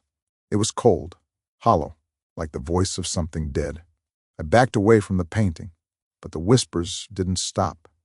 They were in my head now, crawling inside my thoughts. When they know you, they've always known you. My heart raced. The walls seemed to close in around me, the air growing thicker with every breath. I felt a sharp pain in my chest, like something was pressing down on my lungs. I could barely breathe. I needed to leave. I needed to get out of this place. But as I turned to leave, I heard something, a sound, a scraping, like nails dragging across wood. I turned sharply, and my eyes widened in horror. The faces in the painting, they were moving. Their eyes, which had once stared lifelessly, were now following me. And their mouths, they were twisting, curling into grotesque smiles, stretching unnaturally wide. Their faces were no longer just images. Were alive. I took a step back, my heart pounding. The room seemed to grow darker, colder. I could hear the sound of footsteps, but they weren't mine. They were behind me. Slowly, they grew louder, closer. I reached for the door, but it slammed shut before I could touch the handle. I spun around, my breath catching in my throat. The painting, it was no longer just a painting. The faces were moving, their expressions shifting, becoming more twisted with each passing second. The whispers were deafening now, surrounding me, filling my head. "Belong to us." I turned and ran, my feet stumbling over the floorboards as I tried to escape the house. But the door was gone. The walls had shifted, and now there was no way out. I was trapped, and the faces in the painting, they were still there, staring at me, watching me with their wide, grotesque smiles. I could feel them, in the walls, in the air, in the very ground beneath me. Their eyes, those eyes, were everywhere. I was surrounded. I backed away, my chest tight with panic. The room seemed to stretch on forever. The walls closed in, the shadows growing longer. I was suffocating, and there was no way out. The whispers were louder now, echoing in my ears. You cannot escape. The floor beneath me groaned, and I looked down to see something moving, something crawling. The walls were alive now, shifting, undulating like they were made of flesh. I screamed, but no sound came out. The walls seemed to pulse, as if they were breathing. The faces in the painting, they were laughing now, their mouths twisting into horrific shapes. I could feel them closing in on me, surrounding me. And then I heard it, a voice, deep and cold, but not from the walls, not from the painting. It was coming from inside my head, and you are ours. I closed my eyes, my body trembling, but I couldn't escape it. The darkness was swallowing me, and I was powerless to stop it. The whispers, the laughter, the eyes, all of it. It was too much. I was lost. I can feel it. The presence. It's been there since the moment I stepped into this nightmare, and now it's grown stronger. It's in the air, in the walls, in my mind. It's watching, waiting. It's been waiting for me to break, to lose myself completely. But I won't. Not yet. The house, this house, or whatever it is, feels like it's alive. I can feel the walls shifting, the floorboards creaking under my weight like they're trying to hold me in place. The whispers are louder now, filling my mind with their cold, hollow voices. They're not just in my head anymore. They're all around me, seeping from the cracks, crawling through the air like a disease. Come closer. The voice comes from behind me, just faint enough to make my skin crawl. I don't turn around. I can't. I know it's not just the house. It's them. Whatever they are. And they want me. I continue walking, but every step feels like it's taking me further into a nightmare. The walls are closing in. The hallway stretches endlessly before me, and no matter how many steps I take, it doesn't get any closer. It's as though the house itself is twisting, warping the very fabric of reality around me. I reach a door. It's different from the others. It's old, worn, but there's something about it that calls to me. My hand moves on its own, reaching for the doorknob. My fingers tremble as they make contact, the cold metal sending a jolt through my body. I pull the door open. Inside, the room is dark, but I can feel something, someone, watching me from the shadows. My heart pounds in my chest, and I can't shake the feeling that I'm being hunted. I step inside, my legs shaking, my breath shallow. The door slams shut behind me, the sound echoing in the stillness. The room is empty, save for a single chair in the center. It's old, like everything else in this forsaken house, but it stands out, like it belongs to someone, or something. The air is thick with dust, but there's something else, a strange, almost metallic smell that makes my stomach churn. I walk toward the chair, my steps hesitant. But I have to know. I have to understand what this place is, what's been following me. As I get closer, I notice something etched into the wood of the chair. Symbols. Symbols I've seen before, in the shadows, in the whispers. But I can't place them. I reach out and touch the chair, and the moment my fingers make contact with the wood, I feel it. A jolt, a shock, like an electric current running through my body, and my vision blurs. My head spins as if something inside me is being twisted, pulled in 100 directions at once. My heart races. I can't breathe. I try to pull away, but my hand won't move. It's like the chair is pulling me in, trapping me in its grasp. The symbols on the wood start to glow, faintly at first, and then brighter, until the entire room is filled with an eerie light. And then, I hear it, a voice, not from outside, but from within, from deep within the walls, within the very foundation of the house. You cannot escape. I freeze, my blood running cold. I can't move. I can't breathe. The whispering starts again, louder now, almost deafening. You belong to us. I try to scream, but nothing comes out. My body is no longer my own. It's like the house has taken hold of me, like it's feeding off my fear, drawing me in deeper. The light from the symbols intensifies, and I can see faces in the light. Faces that shouldn't be there. Faces pressed against the walls, their eyes wide, mouths open in silent screams. I turn, desperate to escape, but the door is gone. The walls are closing in on me, narrowing the room until there's nowhere to go. The symbols on the chair pulse, the glow growing brighter, more intense. And then, a hand, a cold, skeletal hand, reaches from the chair, grabbing hold of my wrist. I scream, finally able to make a sound, but the hand pulls me toward the chair, dragging me closer. The grip is cold, unyielding, like ice. It's stronger than anything I've ever felt, and I can't break free. I'm being pulled into the chair, and I know, deep down, I know I'm not leaving this place. This is where I'll die. This is where I'll stay. But just as I think it's over, I hear a loud crack, followed by a sharp pain in my chest. It feels like something is breaking inside me, like my very soul is being torn apart. The world spins, and for a moment, I lose all sense of time, all sense of reality. And then, nothing. I wake up. The room is dark again, but the symbols on the chair are gone. The hand is gone. The air is still, the oppressive weight of the darkness lifted, but something feels different. I don't know how I got here, or how much time has passed, but I know this isn't the same place. I stand up, my legs unsteady beneath me. I look around, but the room is empty. No chair, no symbols, no shadows pressing in. But the whispers are still there, faint, but they're there, when you can never leave. I turn, but there's nothing, only the same dark hallway stretching before me, the same abandoned house that feels like it's part of me now. And then, the walls shift. I blink, and the hallway changes. The walls warp, the floorboards creak underfoot, and I realize it's happening again. The house, the town, it's shifting around me, closing in once more. I try to run, but my feet feel heavy. It's like the house has become a part of me. It's in my blood now, in my bones. The door appears again, at the far end of the hallway.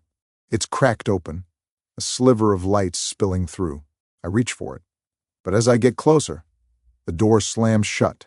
The whispers grow louder, and I know I'm not getting out, not this time.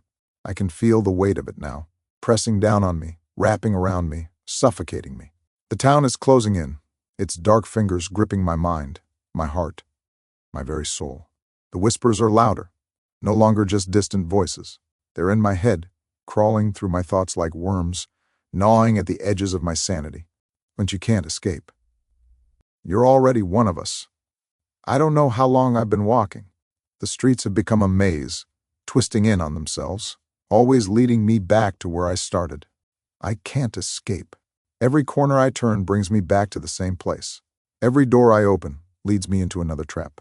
The walls are alive, pulsing, breathing with a rhythm that matches my own heartbeat. I don't know where I'm going anymore. I don't even know if I want to escape. There's something inside me now, something darker than fear. It's like a part of me has been erased, replaced with something else, something I can't control. I walk down another street, the shadows stretching out before me like claws, reaching for my every step. The air is thick with something foul, something decaying. The houses around me are hollow, empty shells, their windows black as night. The doorways are gaping mouths, waiting to swallow me whole. But there's one house, different from the rest. It stands at the end of the street, like it's waiting for me. The door is slightly ajar, just enough to let a sliver of light escape, cutting through the darkness.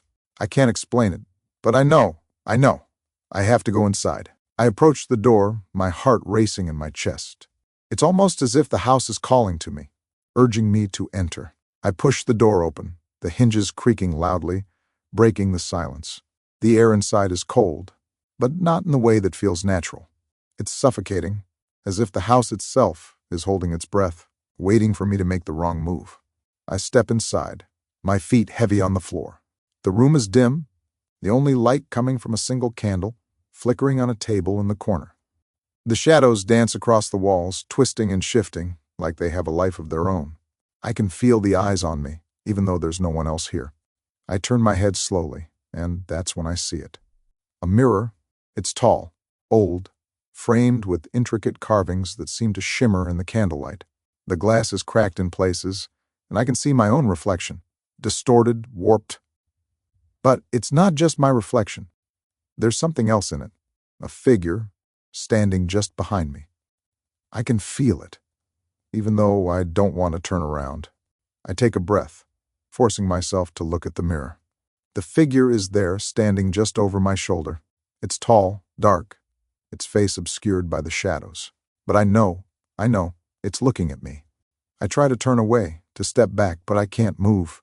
My feet are glued to the floor, my body frozen, as if the house itself has taken control of me.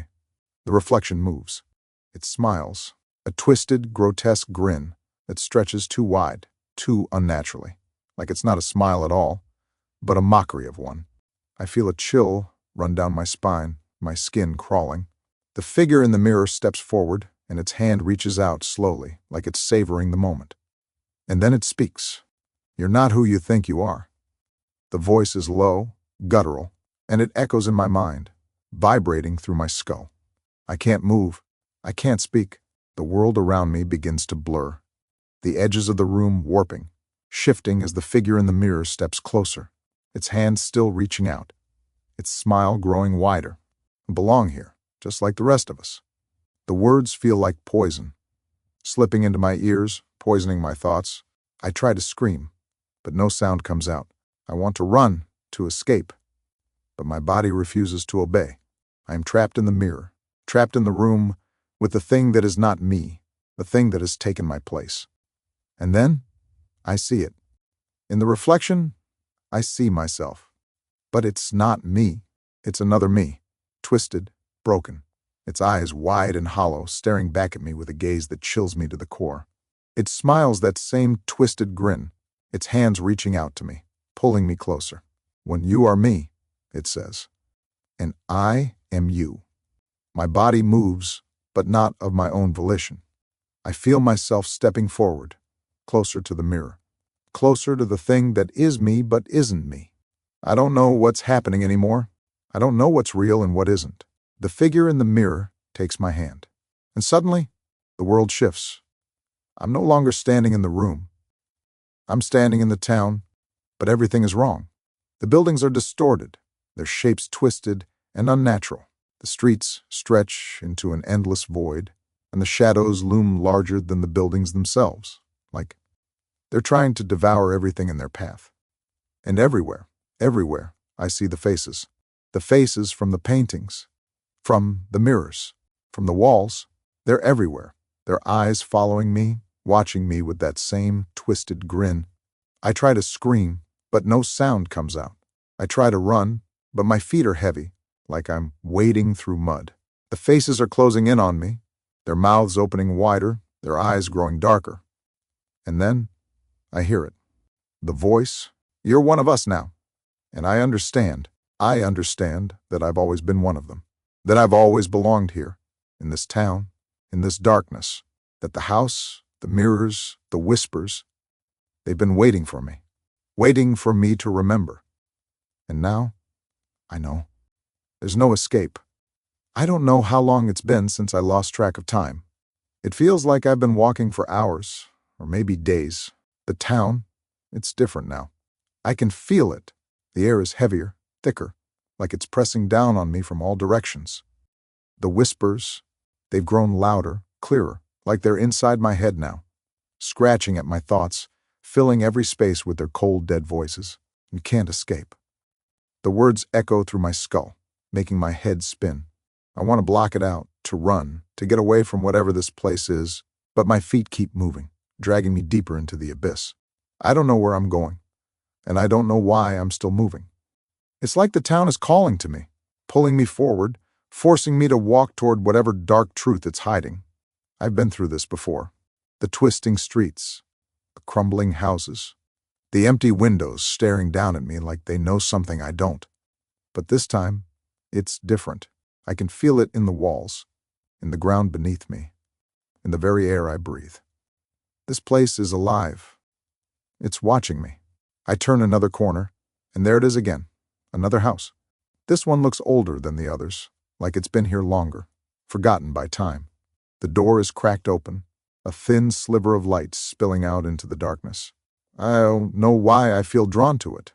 I don't know why I keep walking toward it. But I do.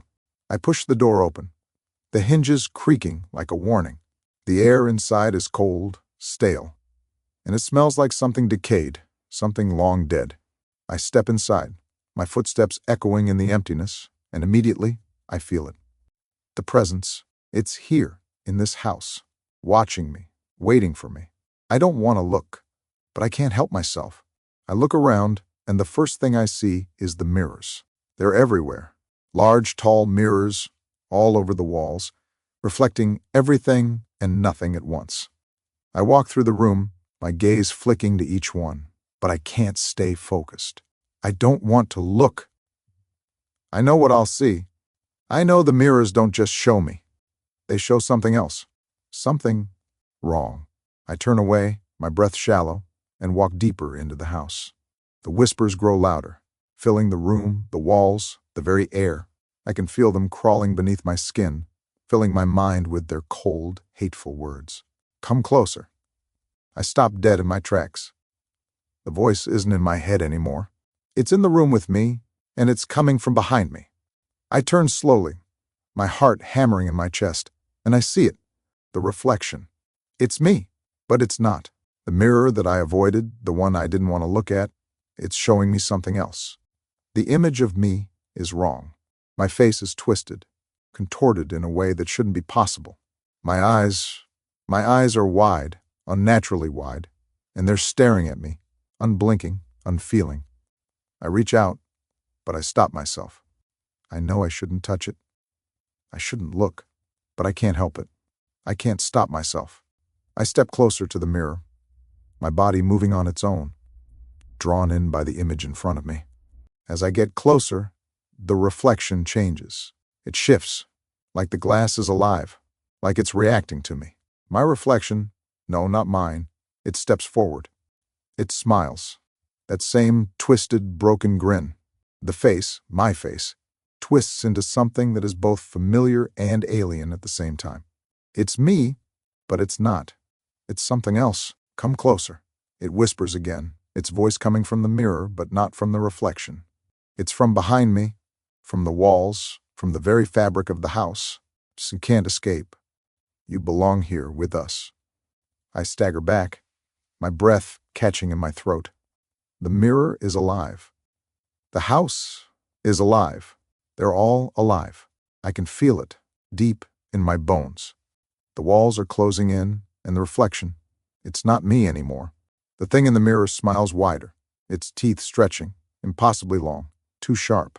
It's laughing now, low and guttural, like it's savoring every second of my terror. It steps forward again, reaching toward me with long, skeletal fingers. I try to move, but my body won't obey. I'm paralyzed, trapped in place, unable to escape the thing that's in the mirror, in the walls, in my mind. The whispering grows louder, the voice multiplying, filling the room, filling my skull. When you belong to us. I want to scream, but no sound comes out. I can feel it. The thing in the mirror is no longer just a reflection. It's reaching out, pulling me in, dragging me toward it. I can feel its cold fingers on my skin, its touch like ice, and I know that I can't escape. This place has me. It has always had me. And then, just as quickly as it started, everything stops. The mirrors shatter. I'm thrown backward, my body slamming against the cold floor, and I gasp for air, my lungs burning. I blink, and the room is empty. The mirrors are gone. The house is silent. The walls are still. The whispering is gone. But I can feel it. It's still here. I'm still here. The house hasn't let go. I stand, trembling, my legs weak beneath me. I don't know what just happened. I don't know what's real anymore. But I know one thing. I can never leave.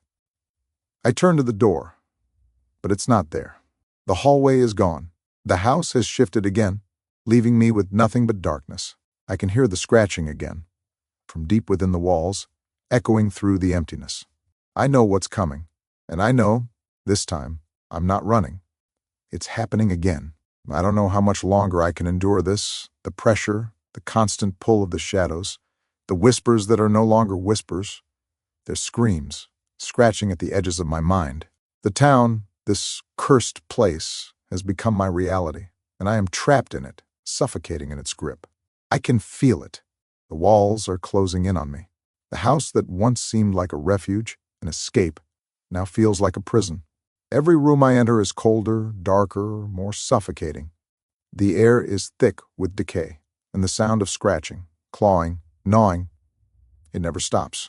It's like something is inside the walls, inside the very foundation of the house, trying to get out. I thought I was alone.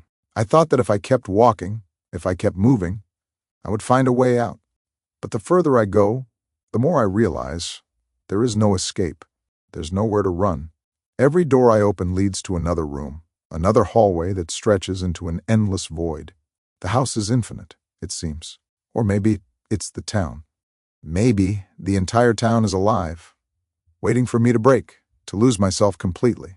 I stumbled into another room, another one just like the others. Cold, empty, silent, but it's not empty. I know that now. I can feel it. The walls are watching me. The floor beneath me feels alive, pulsing with some kind of energy that makes my skin crawl.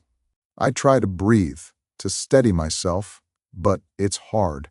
The weight in my chest is unbearable, like the walls themselves are pressing down on me, trying to squeeze the life out of me.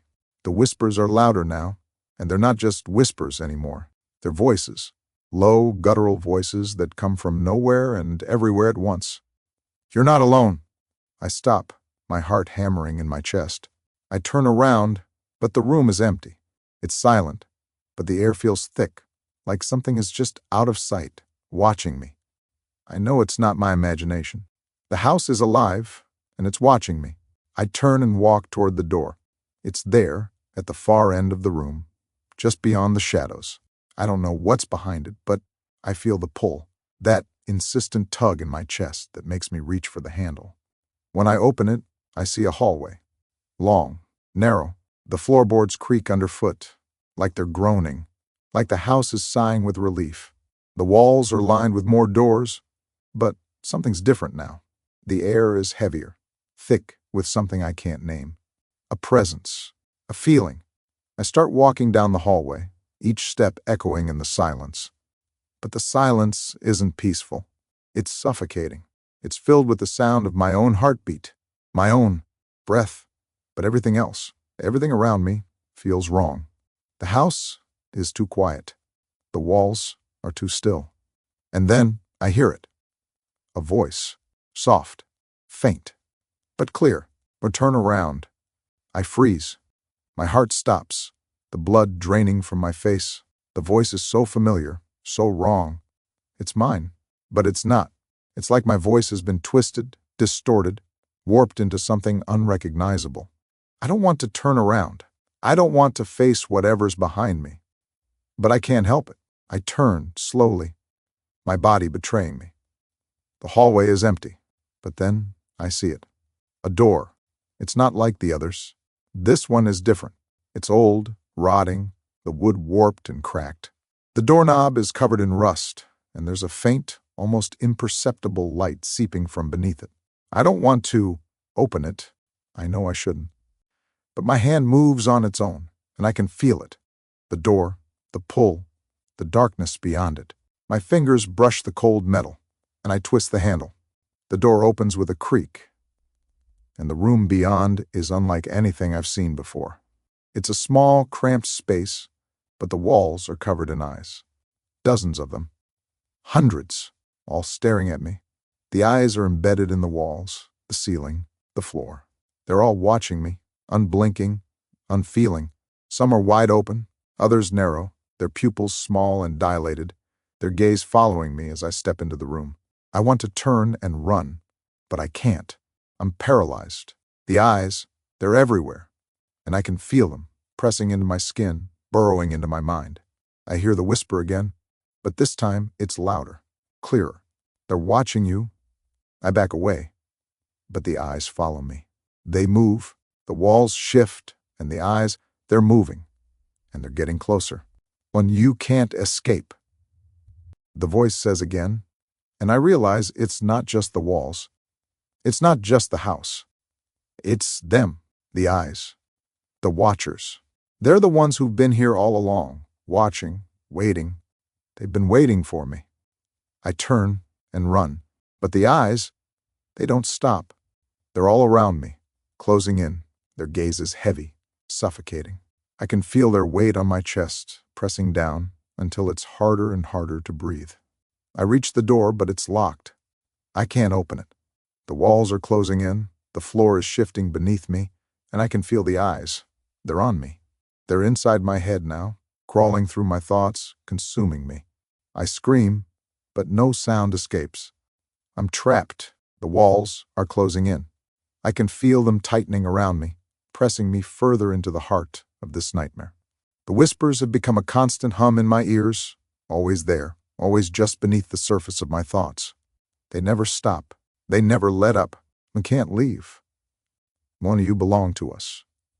The words swirl in my mind, twisting and warping into something darker, something I can't quite understand. They're inside me now, crawling through my veins, feeding off my fear. Every step I take feels heavier, every breath harder to draw. The house is alive, and it's suffocating me. I don't know how much longer I can keep going. My body feels like it's made of lead, dragging me down with every step. The air is thick, choking, and I can feel the weight of it pressing down on me. The shadows are longer now, creeping along the walls like they're alive, reaching out for me, pulling me in. I pass through another door, and the room inside is wrong. It's not like the others. There's something off about it, something that feels familiar, but not in a comforting way. It's cold. The air is cold enough to freeze my breath, and the floor beneath my feet creaks like it's been neglected for years. The walls are bare, except for a few old pictures hanging crookedly, their frames cracked and the images blurred beyond recognition. I take a step forward, and the floor groans beneath me. The whispering is louder now, surrounding me, pressing in from all directions. I turn, but the room is still empty, save for the pictures on the walls and the shadows that stretch too far, too dark. But there's something else, something in the corner of the room, just out of view. I hesitate. The floorboards beneath me creak again, and then I hear it, a soft scraping sound, like nails dragging across the wood. I stop, my breath caught in my throat, straining to listen. The sound comes again, faint at first, but then louder, sharper, scratching. I glance toward the corner, but I see nothing. The shadows are thick there, as if something is hiding just beyond the light. The scraping stops for a moment, and then I hear it again, closer this time, as if whatever it is moving toward me. I don't want to look, but I can't help myself. My body moves on its own, my feet carrying me toward the corner where the shadows are thickest. The scraping is louder now, more frantic. It's like something is trying to get out. And then I see it, a hole in the floor.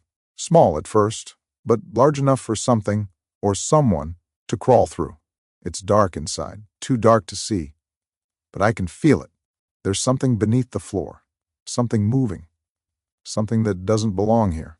The whispers grow louder, more urgent. Open it. Let us out. I hesitate. My hand reaches for the floorboard, my fingers trembling as I try to pry it loose. The scraping intensifies, like something is clawing at the wood from below. My pulse quickens, and I can feel the sweat on the back of my neck, the hairs on my arms standing on end. The wood creaks as I lift the board, and when it finally gives way, I feel a rush of cold air surge upward. Something crawls out of the hole, something alive. I step back, but I can't look away. I have to know. The thing that emerges is not human. Not fully. It's like something was torn apart, pieced together again in a twisted mockery of life.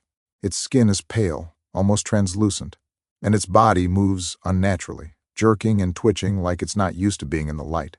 But the worst part is its face. It's a face I know. It's my face.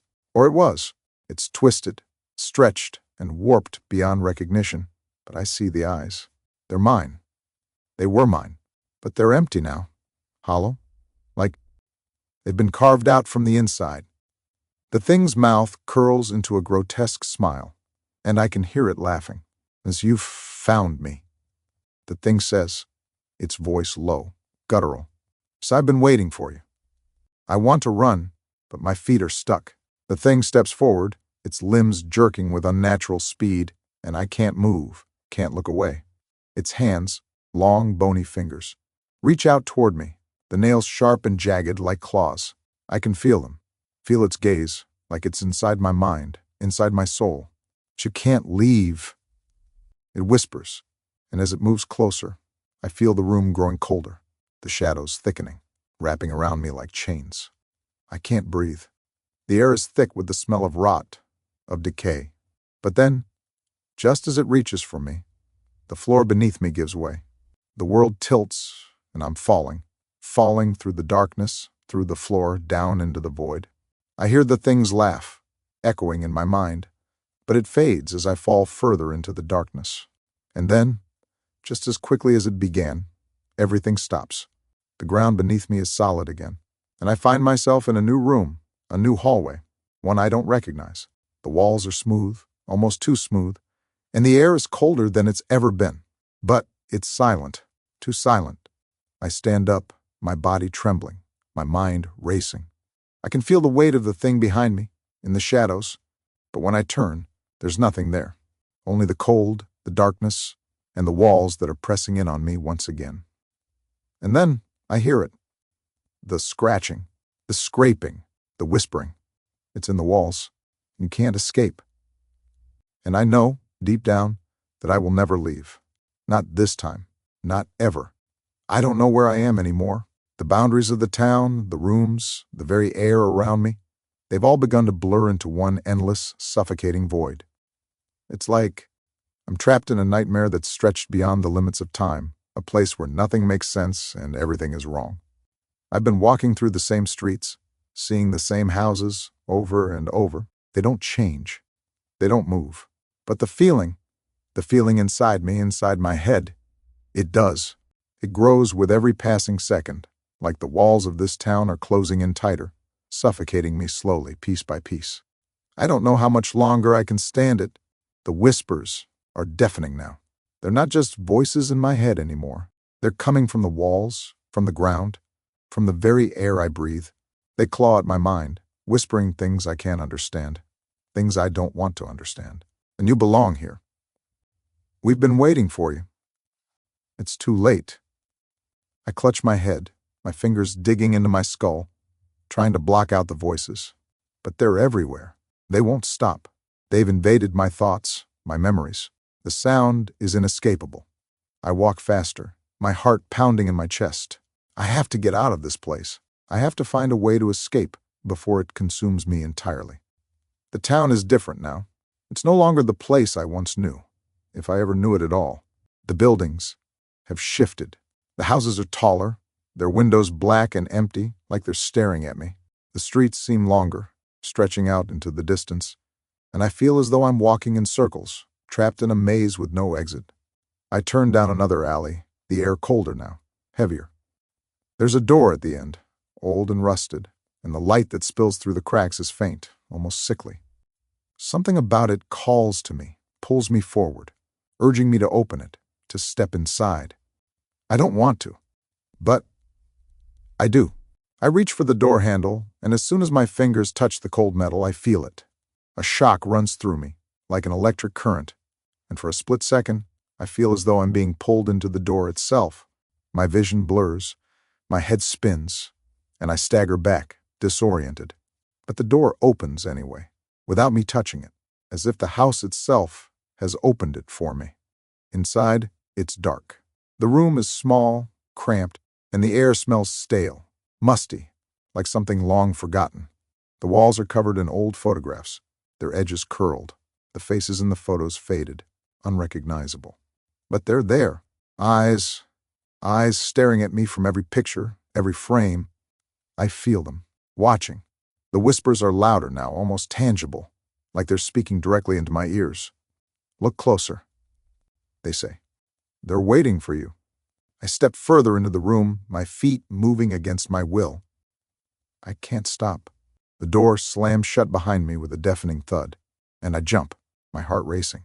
The room seems to shift, the walls narrowing, the ceiling lowering, like the house itself is breathing in time with my fear. I walk toward the photographs, my eyes scanning the faces. Some of them are children, Others are older, their faces obscured by shadows. But they all have one thing in common: their eyes. They're hollow, black voids that seem to follow me, no matter where I move. I stop in front of one photo. It's an old woman sitting in a chair, her hands folded in her lap. But her eyes, those eyes, they're staring at me, unblinking. The gaze is piercing, unnerving, as though she knows me, as though she's seen me before. I lean in closer. The air in the room grows colder, and the whispers swell in volume, merging into a single voice, speaking in unison. She's waiting for you. Suddenly, the woman's face in the photo shifts. Her lips curl into a smile, too wide, too unnatural. The photograph seems to warp, as if it's alive, and the woman's eyes, they move, they blink. I step back, my breath caught in my throat. No, I whisper to myself. This isn't real. It can't be. But then I hear it, a soft rustling, like fabric moving. I turn around, and there, standing in the doorway, is a figure, tall, thin, covered in shadows. It's not quite human, not quite anything, but it's there. I can feel its presence, its eyes, boring into me, suffocating me. The whispers are gone now, replaced by a silence so thick it feels like a physical weight pressing against my chest. The figure doesn't move, doesn't speak, but I know, it's waiting for me to speak first, waiting for me to acknowledge it. I take a step back, and the figure steps forward. It's moving closer, and I can't look away. I don't want to, but I can't stop myself. You're too late, the figure finally says, its voice hollow, cold. It's not a voice I can describe because it doesn't sound like a voice at all. It's the absence of a voice, like the air itself is speaking. I stagger backward, but the house, shifts again. The walls close in, and the doorway disappears. I'm trapped. The figure is still standing there, but now it's different. Its face, its form, shifts with every blink. It's changing, becoming more human, but not. The face is familiar, but I can't place it. You are one of us now, the figure repeats, its lips curling into a smile that stretches far too wide.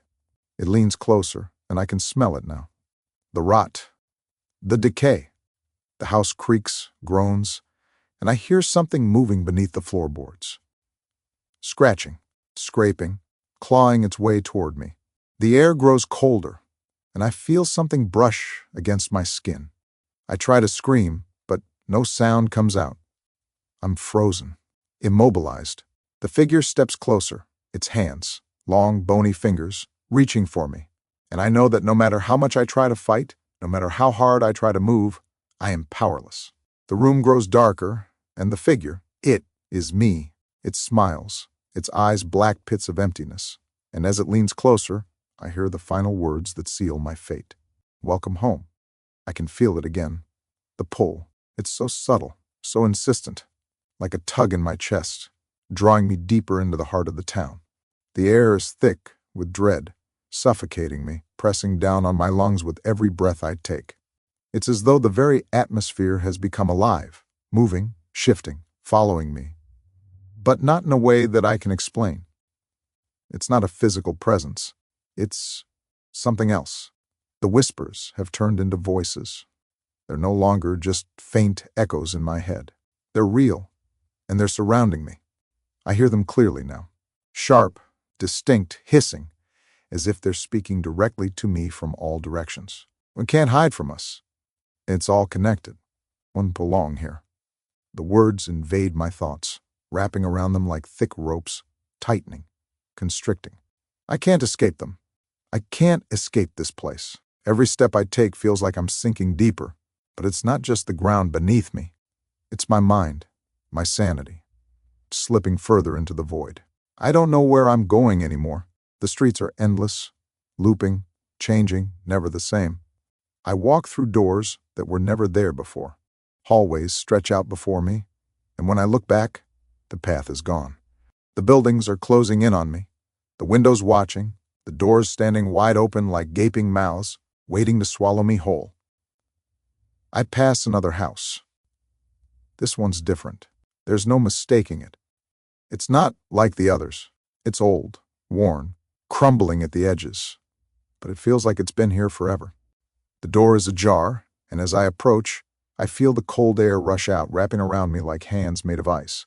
I step inside, and the door slams shut behind me with a deafening crash.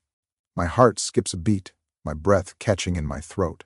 I spin around, but there's nothing, only the thick darkness of the room, swallowing the space around me. I can't see anything, not even my own hand in front of my face, but I can feel it, the presence. It's here. I can feel it pressing down on me, moving in the shadows, watching. I take a step forward, my feet dragging through the cold, stale air. The whispers are louder now, as though they're coming from the very walls themselves, crawling out of the cracks in the floor, slipping through the ceiling. It's time. They hiss, and time to see what's been hidden from you. The floor creaks under my weight, and I feel a chill crawl up my spine. There's something else here, something waiting for me. I'm not alone. I reach out, but my fingers brush against something cold and smooth. Glass. A mirror. A large one. Standing against the wall. Its surface is cracked, fractured in places, but it's still intact. I stare at it, my reflection barely visible in the dim light. But as I look closer, I see it. I see the movement. At first, I think it's just my mind playing tricks on me. But then I see it again, in the reflection. Something behind me, standing just out of view. I whip around, but there's nothing. No one. Just the empty room. The reflection moves again, but this time it's clearer. I can see it now. Someone else. A shadow, tall and thin, standing just behind me in the glass. But it's not me. It's someone else, a figure, dark and shapeless, with hollow eyes staring back at me. I try to move, but my body won't obey. I'm frozen, trapped in the reflection, unable to look away. "You've been here before," the figure whispers. Its voice isn't human. It's low, distorted, like it's being spoken from within the walls themselves. "Why you always come back?" The whispering grows louder, more frantic, as the figure steps closer, moving toward me in the reflection, but not in the real world. It's like it's trapped in the mirror, like it's waiting for something. I reach out to touch the glass. My fingers brush against it, and it's cold. Too cold, like ice, seeping into my skin, freezing me from the inside out. The figure in the mirror grins at me, its eyes wide, empty, hollow. I want to scream, but no sound comes out. I step back, stumbling over my own feet. I turn to run, but my legs feel heavy, sluggish. The room is spinning, and the walls feel like they're closing in on me, pressing me into the floor until I can't breathe. I fall to my knees, gasping for air, but the room, the house, isn't just a room anymore. It's twisting, warping. The walls folding in on themselves. The floor is shifting beneath me, undulating like the surface of water. And then, the whispering stops. The silence is so thick, I can hear my own heartbeat, thumping in my chest, louder and louder, until I can't stand it. The room is still, but I feel it. I feel the presence, the thing that's been watching me, waiting for me to finally understand. I look up, and there, standing in front of me, is a door. But this door is different. It's not like the others. It's covered in strange symbols, etched deep into the wood, glowing faintly with a sickly green light. The symbols twist and shift, like they're alive, like they're watching me. You can't leave. The voice says, "But it's not coming from the walls anymore. It's coming from behind the door." From the other side, I step forward, drawn to it. Even though every instinct in me screams to turn around and run, I have to open it. I don't know why, but I do. I reach for the door handle, and as soon as my fingers touch it, I feel it. A pulse, like the door itself is alive, beating, breathing. My heart races in time with it. The door creaks open on its own, the hinges groaning in protest. Beyond the door is darkness. But it's not empty. I can feel it, thick and oppressive, pressing against me, crawling into my mind. I step inside. The door slams shut behind me. I'm not alone. The air is suffocating, thick with the smell of decay, of something old, something forgotten. And then I hear it. The scraping, the scratching. It's inside the walls. You are one of us now. The voice hisses, a low, guttural whisper that seems to come from everywhere at once. It's not just the house anymore. It's the entire town. The walls, the floors, the shadows. They're all part of it. And I know, deep down, that I'm not leaving this time. The air is thick with dread, heavier than it's ever been before.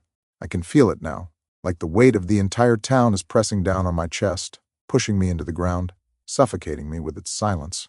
The whispers have become a constant presence in my mind, swirling around me like a storm, deafening and relentless. Cannot escape. And you are ours. They don't stop. They never stop. I've been walking for what feels like hours, my feet moving on their own, dragging me down the same twisted streets, through the same forsaken houses. The town is a labyrinth, its paths shifting with each step, as though it's alive, changing, watching me. I don't know where I am anymore, or if I ever knew. It's like I'm walking in circles, caught in a never-ending loop that keeps leading me back to where I started. The walls of the houses loom over me, their windows dark, their doors open wide, as though they're inviting me in. But I know better. The town doesn't welcome anyone. It consumes them, one piece at a time. And every time I think I'm about to escape, someone, always drags me back. I stumble into another house, drawn in by the sickly pull of the darkness.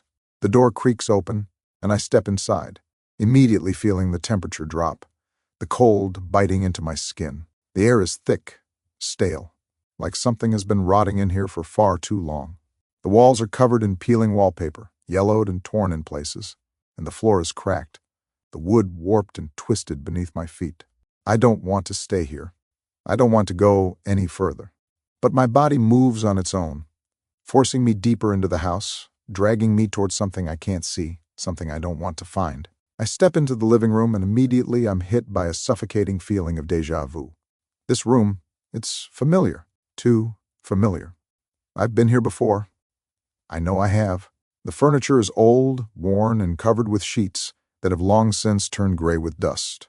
The air smells of mildew and something else, something sharp, metallic. A photograph hangs crookedly on the wall, its glass cracked and its frame broken. The faces in the photograph are faded, blurry, but I recognize them. It's me. I stare at the picture, my heart pounding in my chest. It's me, but it's not. It's a version of me I don't recognize. My face is pale, lifeless, and my eyes are empty, hollow, like the life has been sucked out of me. I step back, my pulse quickening, but the room feels like it's closing in on me. The walls shift, the shadows in the corners of the room growing darker, twisting around me. I can feel them, the eyes, staring at me from every corner, from every shadow. I hear it then, a sound, scraping, like nails dragging across glass. Faint at first, but then it gets louder, sharper, like something, or someone, is moving, crawling, coming closer.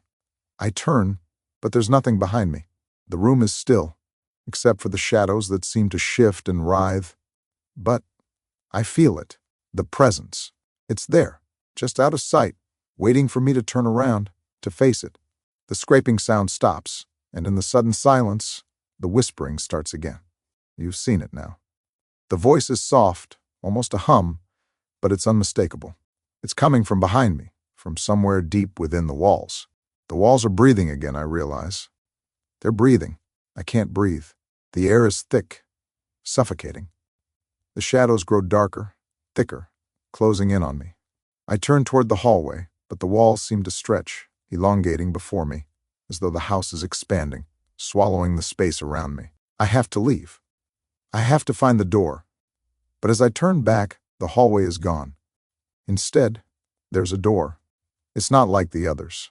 This one is strange, old, more ancient than the house itself. The wood is dark, almost black, and the handle is covered in rust. There are no windows, no light, just the door, waiting. I feel the pull again, the same pull that led me here. It's impossible to resist. I step forward, my legs moving on their own. As my hand touches the doorknob, the room groans. A low, rumbling sound that seems to come from the very foundation of the house. The air grows colder. and I can see my breath now, a mist of fog forming in the air. I twist the doorknob, and the door creaks open. The room behind it is different. It's darker than the others. The air is thick with dust, and the floor is covered in old newspapers, yellowed with age. The walls are lined with shelves full of old books, old records, things that seem forgotten, abandoned. But there's something else, something that catches my eye. On the far wall, there's a mirror. I don't want to look at it. I don't want to get closer. But my body moves anyway. I take a step toward it, my heart pounding in my chest, my breath shallow. The closer I get, the colder it feels. The room seems to shrink, and the whispers grow louder, more frantic. Look into the mirror. I stop in front of it. I don't know why I do it. I don't know why I can't look away. But I stare into the glass, and what I see isn't me. Not really. At first, it's just my reflection, but it's wrong. My face is twisted, distorted, like it's being stretched, pulled out of shape. And my eyes, they're not my eyes. They're black, empty, hollow, like someone took everything I was and left nothing behind. But then I see something else. In the reflection, standing behind me, is a figure, tall, thin, and I know, it's not just the reflection. The figure is real. It's standing in the room with me. It's watching me. I turn quickly, but there's nothing. No one. When I look back at the mirror, the figure is gone, but my reflection is still there, staring at me with those dark, empty eyes. The mouth of my reflection starts to move, and I hear it. A voice, and you can never leave. My breath catches in my throat, and I take a step back, but my reflection doesn't move. It's frozen, its mouth still open, as if it's waiting for me to see, waiting for me to understand. The whispers grow louder, more frantic. The figure behind me is still there. I can feel it, watching me, but I can't turn around. I have to get out. I don't know how, but I know that this mirror is the key. Whatever is behind it, whatever is hiding in the reflection, it's what's been keeping me here. I reach out, my fingers trembling as I touch the cold glass again. It's smooth, too smooth, and then the floor groans beneath me. The walls shake. The room starts to twist, and the reflection in the mirror distorts, changing, shifting like a living thing. I try to move, but the mirror, it's pulling me in. I scream, but no sound escapes. The town is alive. I can feel it. It breathes. It watches. It waits. Every corner I turn, every door I open, I feel its presence pressing in on me, suffocating me. It's not the buildings, not the houses. It's something deeper, something older. It's the air itself, thick with something that doesn't belong. It's the walls, whispering, watching, waiting for me to crack, to lose my mind completely. I don't know how long I've been here. Days? Weeks? Time doesn't matter anymore. It's as if the very concept of time has been twisted, warped, and I'm left stumbling through an endless stretch of nothing. I'm trapped in this nightmare, and I don't know how to wake up. It's always the same. The whispers, the cold air, the feeling of eyes on me, following my every step. Every time I think I've found a way out, I end up right back where I started. The footsteps start again. At first, they're faint, just a soft tapping, like someone walking behind me, just out of sight. I try to ignore them. I've gotten used to the noises, the creaks, the groans, the distant calls. But these footsteps are different. They're deliberate, too slow, too measured. They're following me. I know they are. They've been following me for days, weeks, maybe longer. Every time I think I'm alone, they start again, just behind me, in perfect rhythm with my own movements. I stop. The footsteps stop. I look around, but the streets are empty, as they always are. No one's here. No one's ever here. But the footsteps are real. I can hear them, feel them. They're in the air, in the ground beneath my feet. I can feel the vibrations. Once you can't escape. The whispering starts again. It's like the voices inside my head, crawling beneath my skin, twisting my thoughts. We've been waiting for you. I turn around, but there's nothing. No one. No figure lurking in the shadows, no eyes watching me from the windows. only the emptiness, only the silence. But it feels wrong. The silence here isn't peaceful. It's suffocating. It's like the whole town is holding its breath, waiting for something, waiting for me. I take another step forward, but the footsteps are right behind me. Closer now. I can hear them more clearly, louder now, as though they're walking on the same path I'm on, mimicking my every move. They're just behind me, every step, every breath, in perfect synchrony with mine. I break into a run. The footsteps match my pace. I can feel the ground beneath me trembling, the air growing heavier with each step. The walls seem to be closing in, the streets narrowing, the houses shifting like they're bending in on themselves. I don't know where I'm going anymore. I don't know if I'll ever get out. But the footsteps are there, always there, right behind me. I turn another corner, my breath ragged. But when I look back, there's no one there. No shadow, no figure, just the same empty street. But the footsteps don't stop. They're getting closer. I stop again, my heart racing. The air around me feels colder, the shadows longer. The whispers start again, louder now. They're all around me, swirling in my mind, cutting through my thoughts like knives. I can hear them clearly now, coming from every direction. You're not alone. When we are everywhere. One can't hide from us. I don't know what's happening anymore. My mind is spinning. My thoughts are twisted, tangled in a web of fear and confusion. I turn again, trying to find something, anything, that makes sense. But the world around me feels distorted, warped, like it's shifting and bending into something I can't understand. I take a step forward, and suddenly, I'm not in the street anymore. The world has changed. I'm in a hallway now, a narrow, dimly lit corridor. The walls are covered in peeling wallpaper, the floors creaking underfoot. It feels familiar, but not in a comforting way. There's something wrong here, something I can't quite put my finger on. I can feel it, the presence. It's in the walls, in the floor, in the air, watching, waiting. The footsteps are louder now, echoing down the hallway, coming from behind me. I turn, but there's no one there. Nothing. Just the endless corridor stretching before me, the light flickering above, the shadows twist, slithering along the walls like they're alive. I keep moving. The walls are closing in. The footsteps are getting louder, closer, as though the thing behind me is right on my heels. I start to run again, my breath ragged, my heart hammering in my chest. But the hallway stretches on. It doesn't end. It's endless. The walls stretch farther, the shadows grow deeper, and the footsteps. They don't stop. I try to scream, but no sound comes out.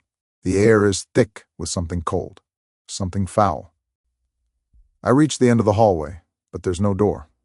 No exit, just another wall, smooth and unyielding, pressing in on me. I turn around, my legs trembling beneath me. But when I look back, the figure is there. It's standing at the other end of the hallway. It's tall, thin, but I can't make out its face. It's a shadow, a figure without features, its body shrouded in darkness. But I can feel it. I can feel its eyes on me. I know it's watching me. And then, the footsteps stop. The silence is deafening. The figure doesn't move. It just stands there, its presence looming over me, suffocating me with its stillness. My legs are shaking, my body frozen in place. I want to run, but I can't move. It's like my feet are glued to the floor, like the very ground beneath me is holding me captive. We've been waiting for you. The voice comes from nowhere, and everywhere. At once. It's not just a voice. It's the house, the town, the walls. It's everything.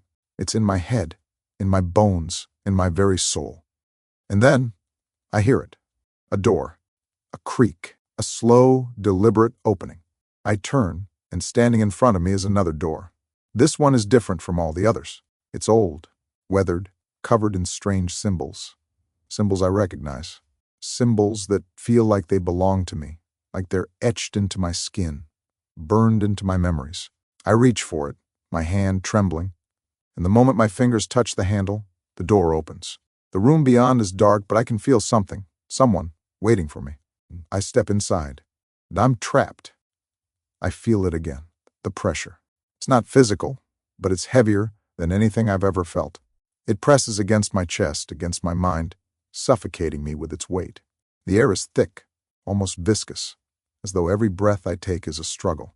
Then whispers, they're louder now, as if they're not just in my head but in the walls, in the very fabric of this place. The town is watching me. No, not just the town, the walls, the ground beneath my feet. The buildings themselves, they know me. They've been waiting for me. And I don't know if I'll ever escape. I walk through the streets again, but everything is different. The buildings loom taller than before, casting long shadows that seem to stretch out endlessly. The air is colder, too, biting at my skin. I've been here so many times now, but each time I return, it feels like the town has shifted just a little more, like it's alive, breathing, pulling me deeper into its heart. I don't know how long I've been walking. Time doesn't make sense here. It's all distorted, tangled together like the streets I've walked down, looping back on themselves, offering no way out. It's like I'm caught in a maze, but there's no way to find the exit. Every path leads me to the same place. I don't want to go back to the house. I don't want to face whatever's waiting for me in there. But my feet carry me anyway, drawing me to it like a moth to a flame. The door creaks open as I approach, but the moment I step inside, I feel the change. The air is heavier, colder, and the floorboards creak beneath me. But it's not the house I remember. The walls are different now, lined with something that wasn't there before. Old photographs, hundreds of them, are pinned to the walls. But they're not like the ones I saw before. These are darker, more distorted. The faces in the photographs are twisted, their expressions frozen in terror, their eyes wide with fear. I walk closer, unable to stop myself. As I move through the room, I can feel the air thickening. It's oppressive, like it's pressing in on me from all sides. I can feel it. The weight of the eyes in the pictures, watching, waiting. They're all looking at me, their gazes unblinking, following my every step. I stop in front of one photograph. It's an old woman, sitting in a chair. She has the same hollow eyes as the others, but there's something more. She's smiling, no, grinning, and it's a twisted, mocking grin, like she knows something I don't. Something dark. Something terrible. I feel my pulse quicken, my breath shallow. I look around the room, my eyes darting from one photo to the next, and then I see it. A door. It's not like the others. It's dark, ancient, the wood covered in strange symbols I don't recognize but feel drawn to, like they're etched into my very soul. My hand moves on its own, reaching for the handle. It's cold, so cold, as if the door has been waiting for me for years. I twist the handle, and the door creaks open. The room beyond is dark, the shadows thick, but I feel it, the presence. It's not just the house this time. It's the town. It's everything. I step inside. The room is narrow, the walls closing in around me, suffocating me. There's a low hum in the air, like the walls themselves are alive, vibrating with something I can't explain. The floor beneath me feels wrong, like it's moving, shifting beneath my feet. I can't breathe. I can't think. The air is so thick, it's as if it's solid, like I'm walking through something tangible, something real but wrong. The walls are whispering. At first, it's too soft to understand. But as I move deeper into the room, the whispers grow louder, clearer. They're not in my head anymore. They're coming from the walls themselves. You're not alone. And it's time to remember. You were always here. I stumble backward, my heart racing, but I can't escape. The walls are closing in, their whispers pressing against me, suffocating me. The darkness is thickening, enveloping me, and I can feel it now, the eyes. I can't see them, but I can feel them watching me, pressing into me from every direction. The floor beneath me shifts again, and I hear it, the scratching, clawing, like something is moving beneath the floorboards. I drop to my knees, my hands shaking as I press them against the floor. Some cannot hide from us. The voice is louder now, clearer, and it's not just a voice, it's a presence, something older than the house, something deeper than the walls. The scratching grows louder, more frantic, and I can feel the floor beneath me trembling. The whispers rise to a crescendo, like 1,000 voices speaking in unison, their words overlapping, cutting into my mind, filling it with their madness. Was you or one of us? We've been waiting. I close my eyes, my breath quick and shallow. But it doesn't help. The room is spinning, and the whispers won't stop. They're coming from all around me, from the walls, from the floor, from the ceiling. It's like the very air is alive, suffocating me with its weight. And then, I hear it. A door, not the one I came through, a new door, behind me.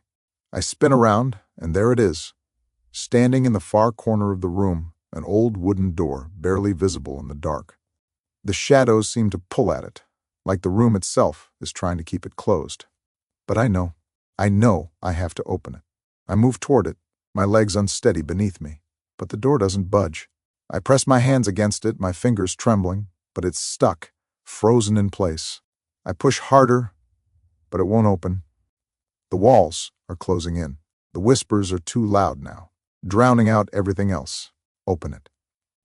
The voice says, it's low, guttural, but there's an edge to it now, a sense of urgency. I'd open it. And remember. I try again, my hands shaking as I grip the handle. And finally, the door gives way. It creaks open with a groan, revealing a small room beyond. The air is colder here, but there's something familiar about it. Something wrong. I step inside.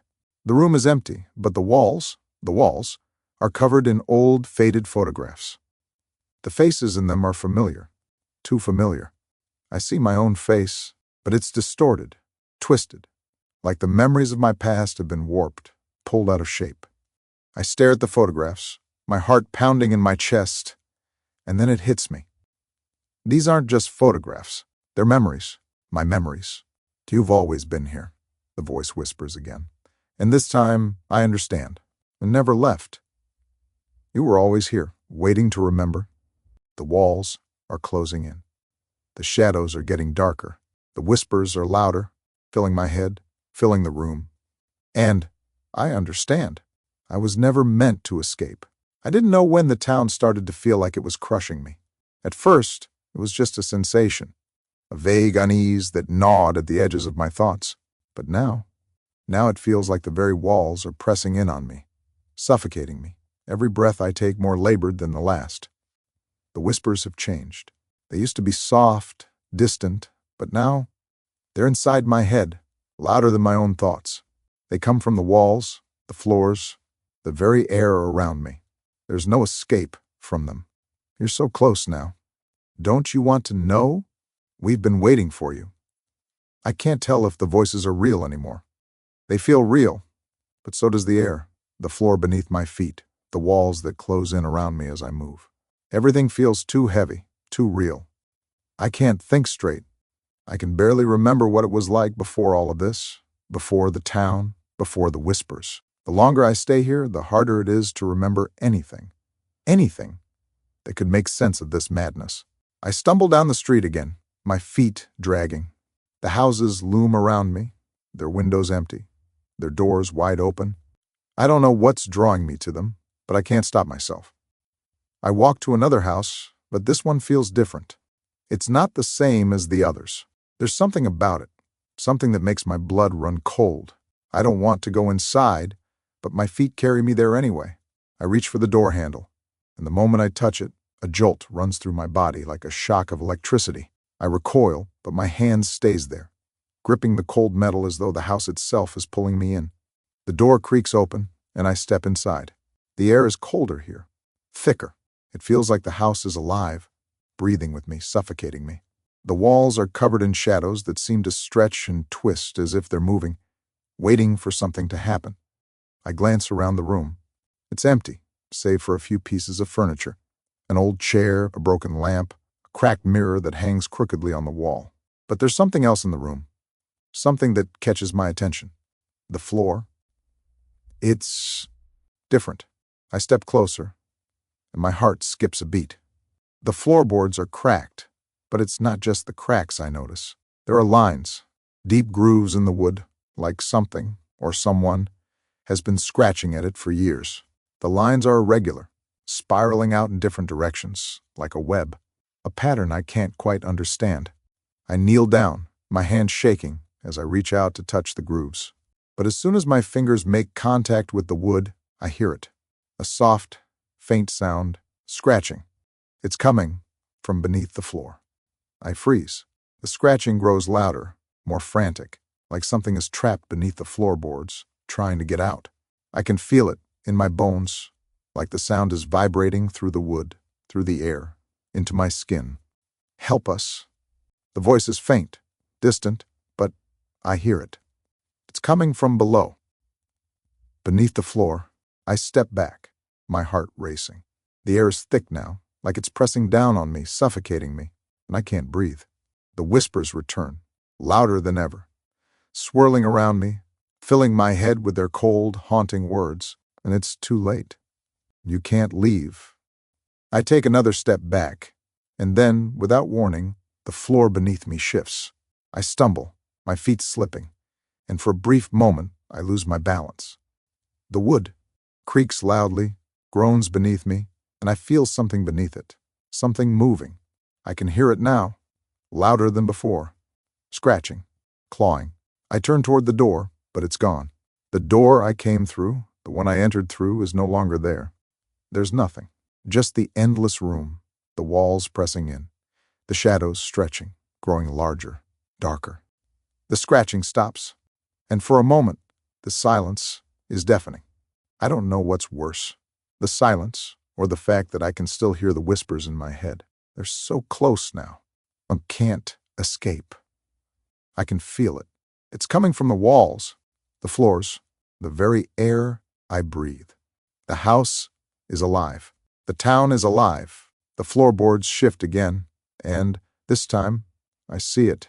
A hand, a pale, bony hand, reaching up from beneath the floor, its fingers twisting, scraping against the wood, trying to pull itself free. I stumble backward, my breath caught in my throat, but I can't move. I can't scream. The hand grabs hold of the floor, dragging itself upward. It's not human. It's twisted, grotesque, its skin pale, thin, and stretched tight over bone. The nails are too long, sharp, and yellowed with decay. And then I hear it, the voice. You're not alone. The hand disappears back beneath the floorboards, but the voice lingers. It's cold, hollow, and it doesn't come from any one direction. It's everywhere. It's in my head. In the walls, the floor, the shadows. I try to turn, to run, but I can't. My legs won't move. I'm paralyzed, trapped in place as the whispers grow louder, the shadows growing darker, thicker, closing in on me. You're one of us. The voice says, and I realize what it means. It's not just the town that's alive, it's me. It's everything. The house, the town, the very shadows themselves. They're part of me. I'm part of them. I try to scream, but no sound comes out. The room grows darker, and the shadows reach for me, dragging me into them, swallowing me whole. It's getting worse. I don't know if I can keep going like this. The town, this place, it's becoming too real. I can feel it in my bones, in the air, in the very shadows that seem to reach out for me. The whispers have grown louder, more urgent. They fill my mind, drowning out everything else, filling the empty space with their cold, harsh words. We've been waiting for you. Want you belong here. I try to block them out, but I can't. I can feel them in me now, crawling beneath my skin, twisting my thoughts, making everything feel like it's slipping away from me. The more I hear them, the more I realize I don't know where I am anymore. Know what's real. The town feels like it's alive, like it's watching me, judging me. I can't escape it. I can't run.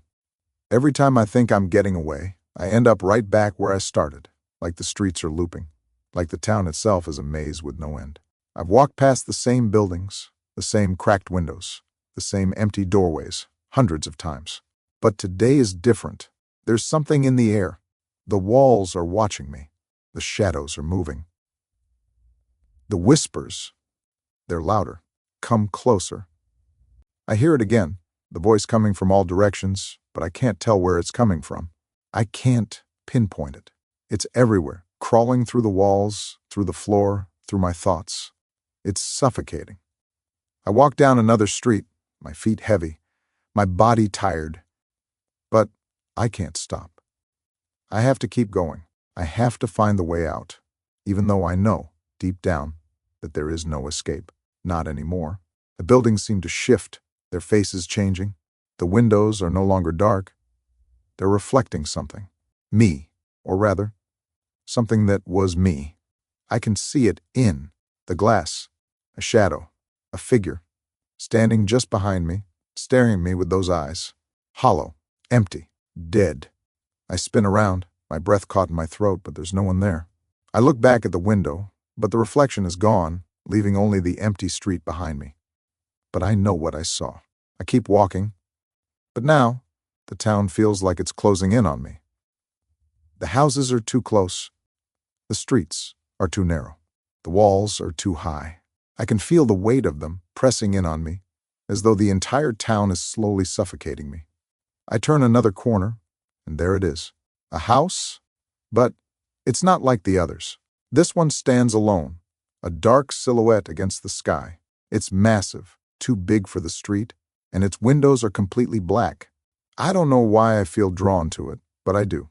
I walk up to the door, my hand trembling as I reach for the handle. But before I touch it, the door opens on its own. A deep, groaning creak echoes through the air, and I step inside. The moment I cross the threshold, the temperature drops. I feel it immediately, like ice rushing through my veins. The air is thick with the smell of mildew, decay, and something else. Something foul. I step forward, and the floor creaks beneath me. Too loud, too sharp. I can feel the weight of the house pressing in on me. I move further into the darkness, my heart racing, my senses heightened.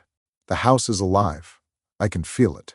The walls are watching me, the air thick with a malevolent presence that seems to breathe in time with me. I hear the whispers again, but this time they're clearer. You're not alone. We've been waiting for you. I freeze, my blood running cold. The voices behind me, in the walls, in the very floorboards beneath my feet. I turn, but there's nothing. The house is empty, or so it seems, but I feel it. The presence, the eyes. I can't explain it, but I can feel them, watching, staring, waiting. I move forward, my hand brushing against the wall. It's cold, colder than it should be, and as I touch it, I feel something strange, something shifting beneath the surface. The wall, it's breathing. I jerk my hand away, my breath catching in my throat. I step back, my head spinning. What is this place? Those you shouldn't have come. The voice is clearer now, almost deafening. It's not in my head anymore. It's coming from the walls, from the very foundation of the house. It's everywhere, in the air, in the walls, in the ground beneath me. I try to run, but my feet are glued to the floor. My heart races, my body shaking with fear. But I can't move. I try again, but it's no use. I'm frozen, paralyzed. The walls shift. I can hear them moving, creaking, groaning like the house is alive, like it's breathing. The temperature drops even further, and I can feel my breath turning to mist in the freezing air. I look around, but the room is different now. It's bigger, darker. The door I came through is gone. There are no windows, only shadows, stretching toward me, closing in. I turn back to the wall, and that's when I see it. There are faces pressed against the wall, their eyes wide and empty, staring at me. I stagger back, my heart hammering in my chest, but I can't look away. The faces are moving now, their mouths opening and closing, but no sound comes out. They're trapped in the wall. The whispers grow louder, more frantic. You're not alone. You're one of us now. I scream, but no sound escapes. I can feel the walls pressing in on me, closing around me like a vice. The faces, they're watching me. They're waiting for me to join them, to become part of the wall, part of the town, part of the darkness. And then I hear it. A footstep. Not mine. Something else. I turn, and there, standing in the doorway, is a figure. It's tall, too tall, and it's covered in shadow. I can't see its face. I can't see its eyes. But I know it's watching me. It's waiting for me to step forward. I try to run, but my legs won't move. My feet are stuck to the floor, and I can't breathe. The figure steps forward. its presence suffocating, its footsteps echoing in the silence. It moves toward me, slow, deliberate, and as it does, the room grows colder. It's too late. The figure's voice is cold, a whisper that cuts through the silence, slicing through my thoughts, through my very soul. The walls close in, the air grows heavier, and I feel myself being pulled toward the figure, drawn in by its presence. And then, just as quickly as it appeared, the figure is gone. The door is open again, and the room is silent. The faces in the walls are gone. The whispers are silent. I'm alone, but I know it's not over. I know I'll never escape this place. The town, the walls, the eyes, they'll never let me go. The air is thick, heavy. It presses down on me with an almost physical force, like the very atmosphere of this place is trying to crush the breath from my lungs. Every step I take feels like I'm wading through tar. Slow, deliberate, suffocating. The weight of the town, of the house, of whatever it is that surrounds me is unbearable. The whispers have stopped, or maybe they haven't. Maybe they've just gotten quieter, buried beneath the pounding of my heart, the roaring of my thoughts. But I still hear them. I feel them, slithering under my skin like insects crawling through my veins. It's too late, and you belong here. We've been waiting. I don't know if it's real anymore. The words, the house, the town, the very ground beneath me feels as though it's shifting, moving, rearranging itself. I can feel the walls pressing in, getting closer with every passing second. The longer I stay here, the harder it becomes to tell where the house ends and I begin. I know I should leave. I know I should run, but I can't. It's like something is holding me here, binding me to this place. Every door I open leads to another room, another hallway, another door that opens into yet another dark, suffocating space. I reach another door, and this one is different. It's not like the others. It's dark, almost black. The wood is worn, but the carvings on it are intricate, twisting in patterns that make my head spin if I stare at them too long. I can't make out the symbols, but I know they're there, hidden in the shadows of the doorframe. I reach for the handle, but as soon as my fingers make contact, a jolt of cold shoots through my arm like electricity surging through my body. I pull back, but the door opens on its own, creaking in protest. I step inside. The room is unlike any I've seen before. The air is heavier here, thicker, suffocating. It smells of dust, of decay, of something rotten that I can't place. The walls are lined with mirrors, all of them cracked, some shattered completely. The glass is dark, like it's absorbing the light, pulling it into some abyss that I can't see, can't understand. I don't know why I'm drawn to them, but I am. I move forward, my eyes locked on the nearest mirror. I stop in front of it. My reflection stares back at me, but it's wrong. It's distorted. The figure in the glass isn't me. It's someone else. The face is familiar, but it's twisted, stretched, like it's being pulled out of shape. The eyes, they're wide, too wide, black, hollow, empty. My heart skips a beat. I take a step back, but the reflection doesn't move. It's like it's frozen. I stare at it, transfixed, unable to look away. And then, it happens. Slowly, almost imperceptibly at first, the figure in the mirror begins to move. The eyes blink, the mouth stretches into a grin, too wide, too unnatural. "You're not alone," the voice says, but it's not my voice. It's cold, hollow, dead. It echoes through the room, coming from everywhere, from the walls, the mirrors, the air. I want to run. I want to scream. But I can't. My body won't move. I'm frozen, trapped, caught in the gaze of my own reflection, watching as it leans forward, its twisted face just inches from the glass, its mouth still grinning, its hollow eyes still staring, unblinking. "Bunch, you can't escape," it whispers, the voice rising in pitch, growing louder, like a chorus of 1,000 voices joining in, filling the room, filling my mind. Suddenly, the reflection reaches out, its hand pressed against the glass, and I feel it. The cold, the pressure, like its hand is coming through the mirror, reaching for me. I stumble backward, but my feet are frozen in place. The room is spinning, the walls shifting, closing in on me. The reflection in the mirror begins to distort, the features melting, twisting into something worse. The grin widens until it's grotesque, like the face is splitting open, and the eyes, they're looking at me.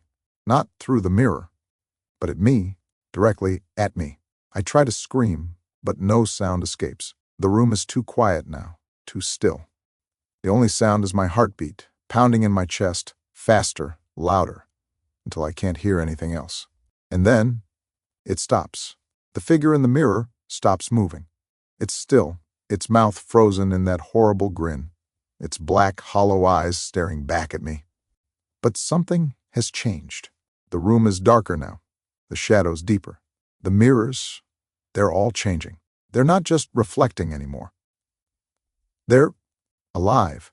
I can see the figures in the other mirrors, dozens of them, hundreds. They're all watching me. It's too late. The voice hisses again, and this time I feel it in my bones, in my chest, in my very soul. It's not just a whisper. It's a command, a demand. I try to look away, but I can't. My eyes are locked onto the mirrors, onto the figures that are staring at me with their hollow eyes. I can feel them. I can feel their presence, their hunger, seeping into my mind, my thoughts. And then I hear it, the scratching. It starts soft at first, like nails dragging across wood, faint but growing louder with every passing second. The noise is coming from the mirrors, from beneath the floor, from the walls themselves. It's all around me, and I feel it. I can feel it beneath my skin, crawling through my veins, gnawing at my mind. I turn, my body moving against my will, and I see it. The floor, the wood is cracked, split, and from the cracks I see them, eyes, hundreds of eyes, glowing faintly in the dark, their pupils dilating, expanding as they stare at me. "You're one of us now," the voice says again, louder this time, the walls shaking with the force of it. I turn and run. I don't know where I'm going, but I know I can't stay here. I have to get out. I have to escape. The room is closing in, the walls shifting, the eyes in the mirrors multiplying. The whispers are louder now, drowning out my thoughts. I reach for the door, but it's gone. The hallway is different. It's too narrow. The walls are too close. The shadows are stretching, growing, reaching for me. And then, just when I think I can't breathe anymore, I hear it. The one thing I've been dreading. A voice, soft and faint, but unmistakable. "Welcome home." And I know. I'm not leaving. Not this time. The house feels alive. It's not just the whispers anymore. It's the walls, the floors, the very air that feels like it's breathing with me. It presses in from all sides, suffocating, choking the life out of me with every step I take. Every room I enter feels more oppressive, more suffocating, as if the house itself is slowly crushing me under its weight. I don't know how long I've been here. Days? Weeks? Time doesn't make sense anymore. It's like the world outside has disappeared, and all that's left is this house, this nightmare that seems to stretch on forever. The voices come and go, sometimes faint, sometimes deafening. They're always there, whispering from the walls, from the floor, from the very shadows themselves. I've tried to block them out, but I can't. They're inside me now, in my thoughts, my memories. I can feel them creeping into my mind, filling me with their cold, insidious whispers. "Come closer. You can't escape. We've been waiting for you." I try to ignore them, but it's getting harder. The house is getting darker. The walls are getting tighter. The shadows are growing longer, and the floorboards are creaking beneath me like they're alive, like they're waiting for me to make the wrong move. I step into another room, but this one is different. It's colder than the others. The air is thick, almost sticky, and the shadows are darker, deeper. The walls are covered in old, yellowed wallpaper, peeling at the edges, and the floor is covered in dust. But there's something else. Something wrong. I turn around to leave, but something catches my eye. The stairs, they weren't there before. At least, I don't think they were. But now, they're standing in front of me, leading up into darkness. The staircase is narrow, its steps creaking and groaning under the weight of something that isn't there. The air around the stairs is thick with something I can't describe. Something cold and suffocating, like it's waiting for me to climb. I don't want to go up. Every instinct in my body is screaming at me to turn around, to leave this place, to run. But I can't move. My legs move on their own, carrying me forward step by step, as if the house itself is pulling me in. The first step creaks under my weight, the sound echoing in the silence. The second one groans, and with each step I take, the air grows colder, thicker, like the house is breathing, exhaling in time with my every movement. I can hear something now, too, something faint, distant, but it's there. It's coming from beneath the stairs, scraping, like nails dragging against wood. A soft, rhythmic scratching, followed by something heavier, a slow thudding sound. I stop, my heart racing in my chest. I don't know what it is, but I feel it. It's down there, beneath the stairs. I don't want to look, but I can't stop myself. My eyes are drawn to the dark space beneath the stairs, where the shadows are thickest, where the air feels the heaviest. And then I see it, a hand. At first, it's just a shadow, a dark shape against the wall. But then it becomes clearer, a pale, bony hand, its fingers long and claw-like, scraping against the wood beneath it. The nails are chipped, cracked, like they've been dragged across the floor over and over again.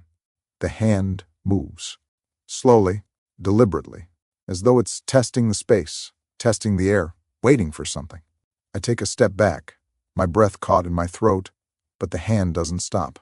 It moves again, pulling itself further out from beneath the stairs, inch by inch, dragging itself across the floor with an awful scraping sound. I turn to run, but I can't. My legs won't move. It's like the house has gripped me, frozen me in place. The hand continues to move, but now there's something else, something heavier, something following. A foot, a pale, twisted foot, dragging itself along the floor, scraping against the wood. It's not human. It's too long, too thin, its toes curled, its skin stretched tight over bone. My heart is pounding in my chest, and I try to scream, but no sound comes out. I want to run. I want to get away, but my body refuses to obey. The figure slowly pulls itself further out from beneath the stairs, revealing more of its twisted, broken form. It's not human. It's something worse. Its body is gaunt, its skin stretched tight over bones, its ribs visible beneath the pale, decaying flesh. Its face is a twisted mask of horror, its eyes wide and hollow, its mouth stretched into a grin that's too wide, too inhuman. And then, I hear it, a voice. It's a low, guttural sound, but it's not a voice I recognize. It's like the words are being torn from its throat, pulled out by force. "You found me." The thing's mouth moves, but the words don't make sense. They echo in my head, twisting my thoughts, warping them. Come closer. I can't move. I can't speak. I'm frozen in place, my body trembling with terror as the creature inches closer, its hands and feet dragging across the floor, scraping, scratching, leaving trails of dark, sticky marks behind it. The whispers return, louder now, filling the room with their cold, biting voices. "You're one of us now." I take a step back, but the room is smaller now. The walls are pressing in, the shadows closing around me. The floor beneath me shifts, warps, as if the house itself is alive, shifting beneath my feet. The thing is getting closer now, its twisted grin growing wider, its eyes locked on mine. I turn to run, but there's no door, no way out. The walls are closing in, and the creature is still coming, its footsteps growing louder, its mouth opening wide, too wide. And then, just as I think I can't take any more, I hear it. A door. Behind me. I spin around, and there it is, standing at the far end of the hallway. It's a door I don't recognize, one I've never seen before. But I can't stop myself. I move toward it, my body moving on its own, my hand reaching for the handle. The door opens. I step inside, and the darkness swallows me whole. I don't know what time it is anymore. Time has become irrelevant here.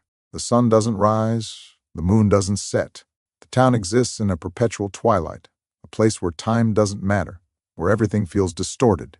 The longer I stay, the more I feel like I'm losing myself, my thoughts, my sense of reality, slipping through my fingers like sand. The whispers, they never stop. They've become so familiar now, I don't even flinch when they start. They're in my mind, in the walls, in the air I breathe. I've stopped trying to shut them out. I don't think I can. They're too much a part of me now, like a parasite, feeding off my fear. You can't escape. We've been waiting for you. One, you belong here. The words swirl around me, crawling inside my skull, scraping against my thoughts, until I can't tell where the whispers end and my own mind begins. It's like I've become part of this place, part of the town, and no matter how much I want to leave, I know I never will. I step into another house. It's the same as all the others, but somehow it feels different. The air is thick with something foul, something decaying, and the floorboards groan beneath my feet as I move deeper inside. The walls are cracked, the paint peeling, but there's something else. Something in the air, in the darkness, pressing down on me. I've been here before. I know I have. I take another step, and then I see it. A photograph, pinned to the wall. It's old, yellowed with age, the edges curling, but the faces in it are clear, too clear. I stare at the photo. The faces. They're mine. At least they were. The people in the photo, they look like me. But their eyes, their expressions, they're not me. The eyes are hollow, dark, empty, like they've been drained of all life.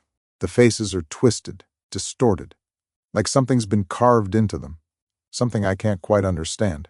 I step back, my breath catching in my throat. The air feels heavier now, like it's closing in around me. I want to run. I want to leave this house, but I can't. Something is pulling me deeper inside, leading me further into the darkness. The walls shift. I blink, and for a split second, the walls seem to move, like they're alive, breathing. The shadows stretch, elongating, as though they're reaching for me, following my every movement. The air is thick with something that feels like it's watching me, waiting for me to make the wrong move. And then, I hear it. The scratching. It's faint at first, like nails dragging across wood, but it's getting louder, closer. It's coming from the walls, from beneath the floorboards. I freeze, my heart pounding in my chest, my breath shallow. The sound grows louder, faster, more frantic. I step back, but the door I came through, it's gone. There's no way out. The walls close in around me, the shadows growing thicker, darker, until I can't see anything. The scratching is all I can hear now, the relentless sound of something clawing its way toward me. I feel it in my bones, in my blood, like the sound is vibrating through me, shaking me to my core. He can't leave. The voice is a low growl now, coming from somewhere deep within the walls. It's not just a voice. It's the house itself, the town, speaking to me, telling me that there's no escape. I turn, my eyes darting around the room, but there's nothing, no way out. Only the walls, the floors, the shadows. The scratching stops, and then I hear it, a whisper. Look, I don't want to, but I can't resist. My head turns, my eyes drawn to the far corner of the room. The shadows are deeper there, thicker, and as I move closer, I see it. A door. It's small, barely visible, hidden in the corner, almost swallowed by the darkness. It's covered in strange symbols, symbols I can't read, but I know they're familiar. They're the same symbols I've seen before, the same symbols that are etched into the walls of this house, into the very fabric of this place. I step toward it, my heart racing. The door is old, worn, its wood cracked and splintered, but I reach for the handle anyway. My fingers brush against it, and a shock runs through me, cold and sharp, like ice running through my veins. The door creaks open. The room beyond is dark. So dark I can't see a thing. But I know something's in there. I can feel it, watching me, waiting for me to step inside. I don't want to go in. I don't want to open this door, but something inside me, something dark, is urging me forward. I take a deep breath, and I step through. The air inside is colder, colder than the rest of the house. It smells of mold, of rot, of something long dead. I can feel the presence. It's here, in the dark, watching me, waiting for me to make the next move. I take another step, and the door slams shut behind me. I try to turn around, but I can't.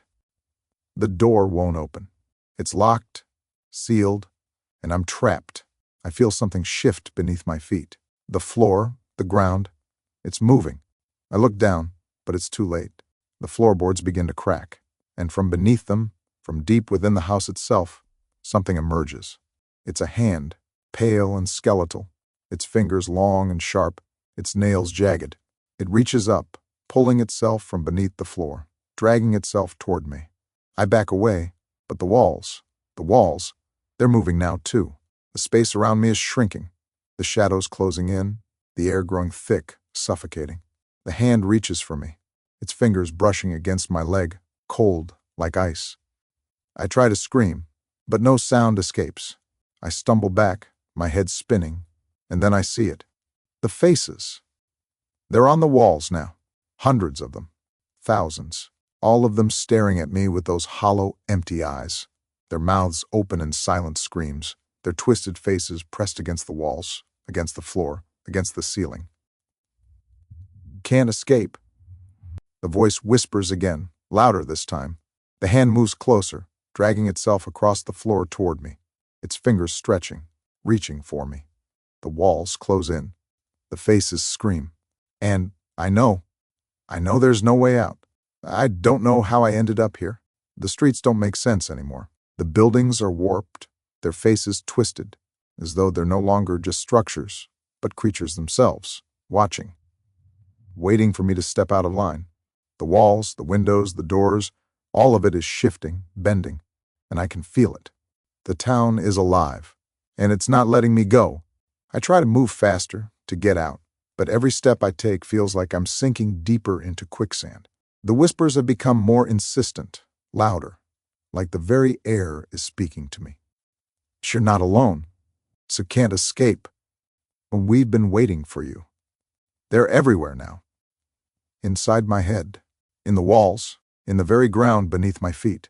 They're so loud I can barely hear myself think, barely breathe without feeling their presence, crawling under my skin, making it impossible to think of anything else. They've taken root in my mind, and I don't know how to get them out. The door opens before me with a sudden, sharp creak. It's not the door I remember. It's different. It's ancient, covered in scratches and dark stains that look like old blood. And it feels heavy in the air, like it has weight, like it's not just wood but something more, something alive. I don't want to open it. I don't want to go inside, but my hand reaches for the handle anyway, as though something is pulling me forward, dragging me to this room. The moment I touch it, a sharp jolt runs through my body, cold and sharp, like the door is connected to the very core of the house itself. I open the door. The air inside is thick with dust, and I can barely see through the haze, but what I do see makes my heart stop. It's a room, but it's not just any room. The walls are lined with mirrors. Every surface, every single inch, reflects the same image, me. I see myself, but not the way I should. It's like these mirrors show something else, something beneath the surface. My reflection is twisted. It's wrong. The eyes are hollow, black, like pits that go on forever. The smile on my face is too wide, too stretched, like it's been pulled, distorted. I blink, but it stays the same. The room feels colder. The mirrors grow darker, deeper, and I hear it, the scratching again, but it's not coming from the walls this time. It's coming from the mirrors. The reflections are moving, but it's not me moving. It's the others, the versions of me, all staring back with hollow eyes. I feel the pull again, the urge to step forward. I don't want to. I know I shouldn't, but I can't stop myself. I take a step, and suddenly, the room feels alive. The mirrors are breathing, expanding and contracting with every breath I take. I hear them now. The voices, coming from the mirrors, from my own reflection. We've been waiting for you. The whispers are louder now, clearer. The mirrors start to warp, the images of me twisting and bending, their faces stretching, their mouths opening too wide. I back up, but I can't leave. The door I came through is gone. There's no way out. The walls are closing in, the mirrors reflecting every movement I make. The voices grow louder, and I can hear the reflections talking to each other, whispering, mocking. And you were always here, and belong with us. Tense is your home now. The reflections are starting to move, their faces contorting, their eyes growing larger, their mouths stretching even wider. They're not just reflections anymore. They're alive, and they're reaching out for me. I can see their hands, thin and skeletal, stretching from the glass, clawing toward me. I turn to run, but I can't. I can't get away. The mirrors, the reflections, they're all around me, closing in, stretching out, pulling me in. I feel the cold, icy fingers brush against my skin as one of the reflections grabs my arm. It's gripped tight and unyielding. The other versions of me, the real me, are pulling me in, dragging me closer to the glass, to the mirror. I try to scream, but no sound comes out. The mirrors are shaking now, vibrating as though they're alive, their glass rippling like water, distorting the reflections even further. I feel myself slipping, my body moving without my control, like I'm being dragged into the mirrors, into the void that exists behind them. I can see it now. The darkness, the emptiness that lies beyond the glass, beyond the reflections, whence you can never leave. The voice is louder now, more commanding. The mirrors are pulling me closer, inch by inch, until I'm pressed up against the glass. I can feel it, the coldness of the mirror, pressing against my face, my hands, my body. I feel my skin prickling, my breath quickening as the reflections twist and writhe, and I can't pull away. I can't move. And then I see it, a figure. In the mirror, behind me. It's tall, too tall, and its face is twisted. It's not me, it's something else. Its eyes are hollow, black pits, and its smile. It's wrong. It stretches too wide, too unnaturally. The reflection steps forward, reaching out from the glass, its hand moving toward my face. The whispers become a roar, filling my mind, my soul, until I can't think, can't breathe. The figure's hand presses against the glass, and I feel it. The pressure, the weight, the suffocating grip that pulls me deeper into the mirror, deeper into the darkness. And then, just as suddenly as it started, everything stops. The room is silent. The mirrors are still. I look around. The door is there again, but it's different now. The door is covered in the same strange symbols as before, glowing faintly in the dark. I walk toward it, but the door doesn't open. I push against it, but it won't budge. The symbols on the door flicker, as though they're alive, shifting in the dark, and the whispers start again. They're in my head, in my veins, and I know, there's no way out. Not anymore. Not for me. I don't know how much longer I can endure this. The town, no, the house, is changing. It feels like it's alive. Its walls shifting, breathing in rhythm with my every move. The air is thick, heavy with something that feels like it's crawling beneath my skin. The whispers are louder now, almost deafening, their words more urgent, more insistent. So cannot escape. Once you belong to us. I've heard them so many times before, but they're different now. They're not just in my mind anymore. They're in the very walls, in the floor beneath me, in the shadows that seem to stretch further than they should. Everywhere I go, they follow, their cold fingers tracing the edges of my thoughts, twisting them, warping them into something dark, something unrecognizable. I walk down another hallway. The walls close in around me, the shadows growing thicker, darker. The air feels colder here, and I know, without a doubt, that the house is watching me.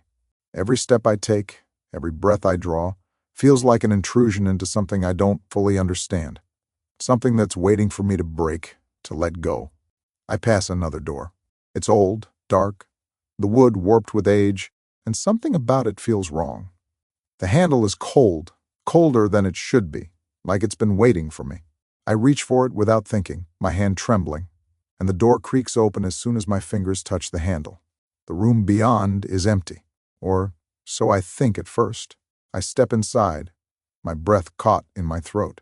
The room is dark, but it's not just the lack of light. The shadows here are thick, dense, like they're solid, pressing in on me from all sides. The walls are covered with strange symbols, markings I don't recognize. They pulse, almost like they're alive, like they're breathing along with the rest of the house. The air is thick with an oppressive silence, like the room itself is holding its breath. I take a step forward, my heart racing in my chest, and that's when I see it. A mirror. It stands against the far wall, framed in dark, decaying wood. The glass is cracked, and there's a faint, sickly light coming from behind it, casting strange shadows across the room. My reflection stares back at me, but something's wrong. The image of me is distorted, twisted, like I'm not quite me. My eyes are wide, too wide, and my mouth is stretched into a grin, too large, too sharp. I try to look away, but I can't. I'm frozen, staring at the reflection that isn't quite mine, the reflection that's wrong. I feel it then. A presence. Behind me. I don't turn. I don't want to. But I can feel it. Something is standing just behind me, waiting. I can feel its gaze on the back of my neck, the air around me suddenly colder, heavier, as though the very room itself is closing in. I step back from the mirror, and the floor creaks beneath me, loud in the silence of the room. My breath is shallow, my pulse quickening, and I know that whatever this place is, it's not just the house. It's not just the town. It's something else, something that doesn't want me to leave. The whispers start again, but they're different this time. Louder, more insistent. One can't leave. When you belong here. You're already ours. I try to run, to escape, but the room shifts. The walls close in, the door I entered through disappearing into the shadows. I'm trapped, and then I hear it, a soft scraping from beneath the floorboards. The sound is faint at first, but it grows louder, faster, like something or someone is dragging itself toward me. I turn toward the source of the sound, my heart racing, and then I see it. A crack in the floor. It's narrow at first, but it widens as something begins to push its way out. The wood groans in protest, and I can see it now. A hand. Pale, bony, with long, sharp fingers that seem to scrape against the wood as they emerge, one by one. I freeze. My breath stops in my chest. The hand reaches further out, and then another, followed by a twisted arm, its skin stretched too thin over bone. The figure that emerges is like a puppet, its limbs jerking and twitching as it crawls out from beneath the floor. It's not human. It's something else. The creature's face is pale, its skin sagging, its eyes wide and black as pits. Its mouth is open, but there's no sound, only a low guttural breathing. It moves closer, its mouth stretching into a grin, its eyes locked onto me, unblinking. I want to scream. I want to run, but I can't. I'm frozen, unable to move, unable to escape. The creature crawls toward me, its movements jerky, unnatural, and I feel it. The weight, the pull, like it's dragging me closer, pulling me into its darkness. You're one of us. The voice is inside my head now, filling my thoughts, echoing in the corners of my mind. The room seems to spin. The walls are too close, the shadows too dark, and the creature, the thing, is too close. Its hand reaches out, its cold fingers brushing against my skin, and I feel it. The cold. The ice. It seeps into my bones, pulling me into the darkness. I try to scream, but no sound comes out. The creature's fingers curl around my arm, and for a moment, I can feel its weight pressing against me. The world spins faster, the shadows closing in, and I know that there's no escape, no way out. And then, just as suddenly as it appeared, the creature is gone. The room is silent again, and I'm alone. At least, I think I am. I hear it then, a soft, rhythmic tapping, like footsteps. But these aren't my footsteps. They're too slow, too deliberate, coming from the other side of the room. I turn, but there's no one there. Nothing but the dark, empty room. And then I see it. The door. It's there now, standing in the corner of the room, where it wasn't before. The wood is dark, ancient, and the handle is covered in strange symbols. It's not the door I remember. It's different. It feels wrong. I can't stop myself. My hand moves toward the handle, and as soon as I touch it, a cold shock runs through my body. The door creaks open. Beyond it is more darkness. The air is thick, suffocating, and I can feel it. The pull. The draw to step inside. I want to turn away. I want to leave this place, but my body moves on its own, carrying me forward into the blackness. The door slams shut behind me, and I know there's no way out. Epilogue. The last door. I don't know what happened next. The room was silent. The air felt still, like time itself had stopped. The shadows that had once loomed over me, suffocating, pressing in from every direction, were gone. For a moment, I dared to believe that I had escaped, that the town had let me go, that the house had finally released its hold on me. But as I turned to look around, I knew better. The door stood before me, but it wasn't the same door I had passed through before. No, this one was different. It felt older, more ancient, as though it had always been there, waiting for me to find it. I took a step toward it, my hand trembling as it reached for the handle.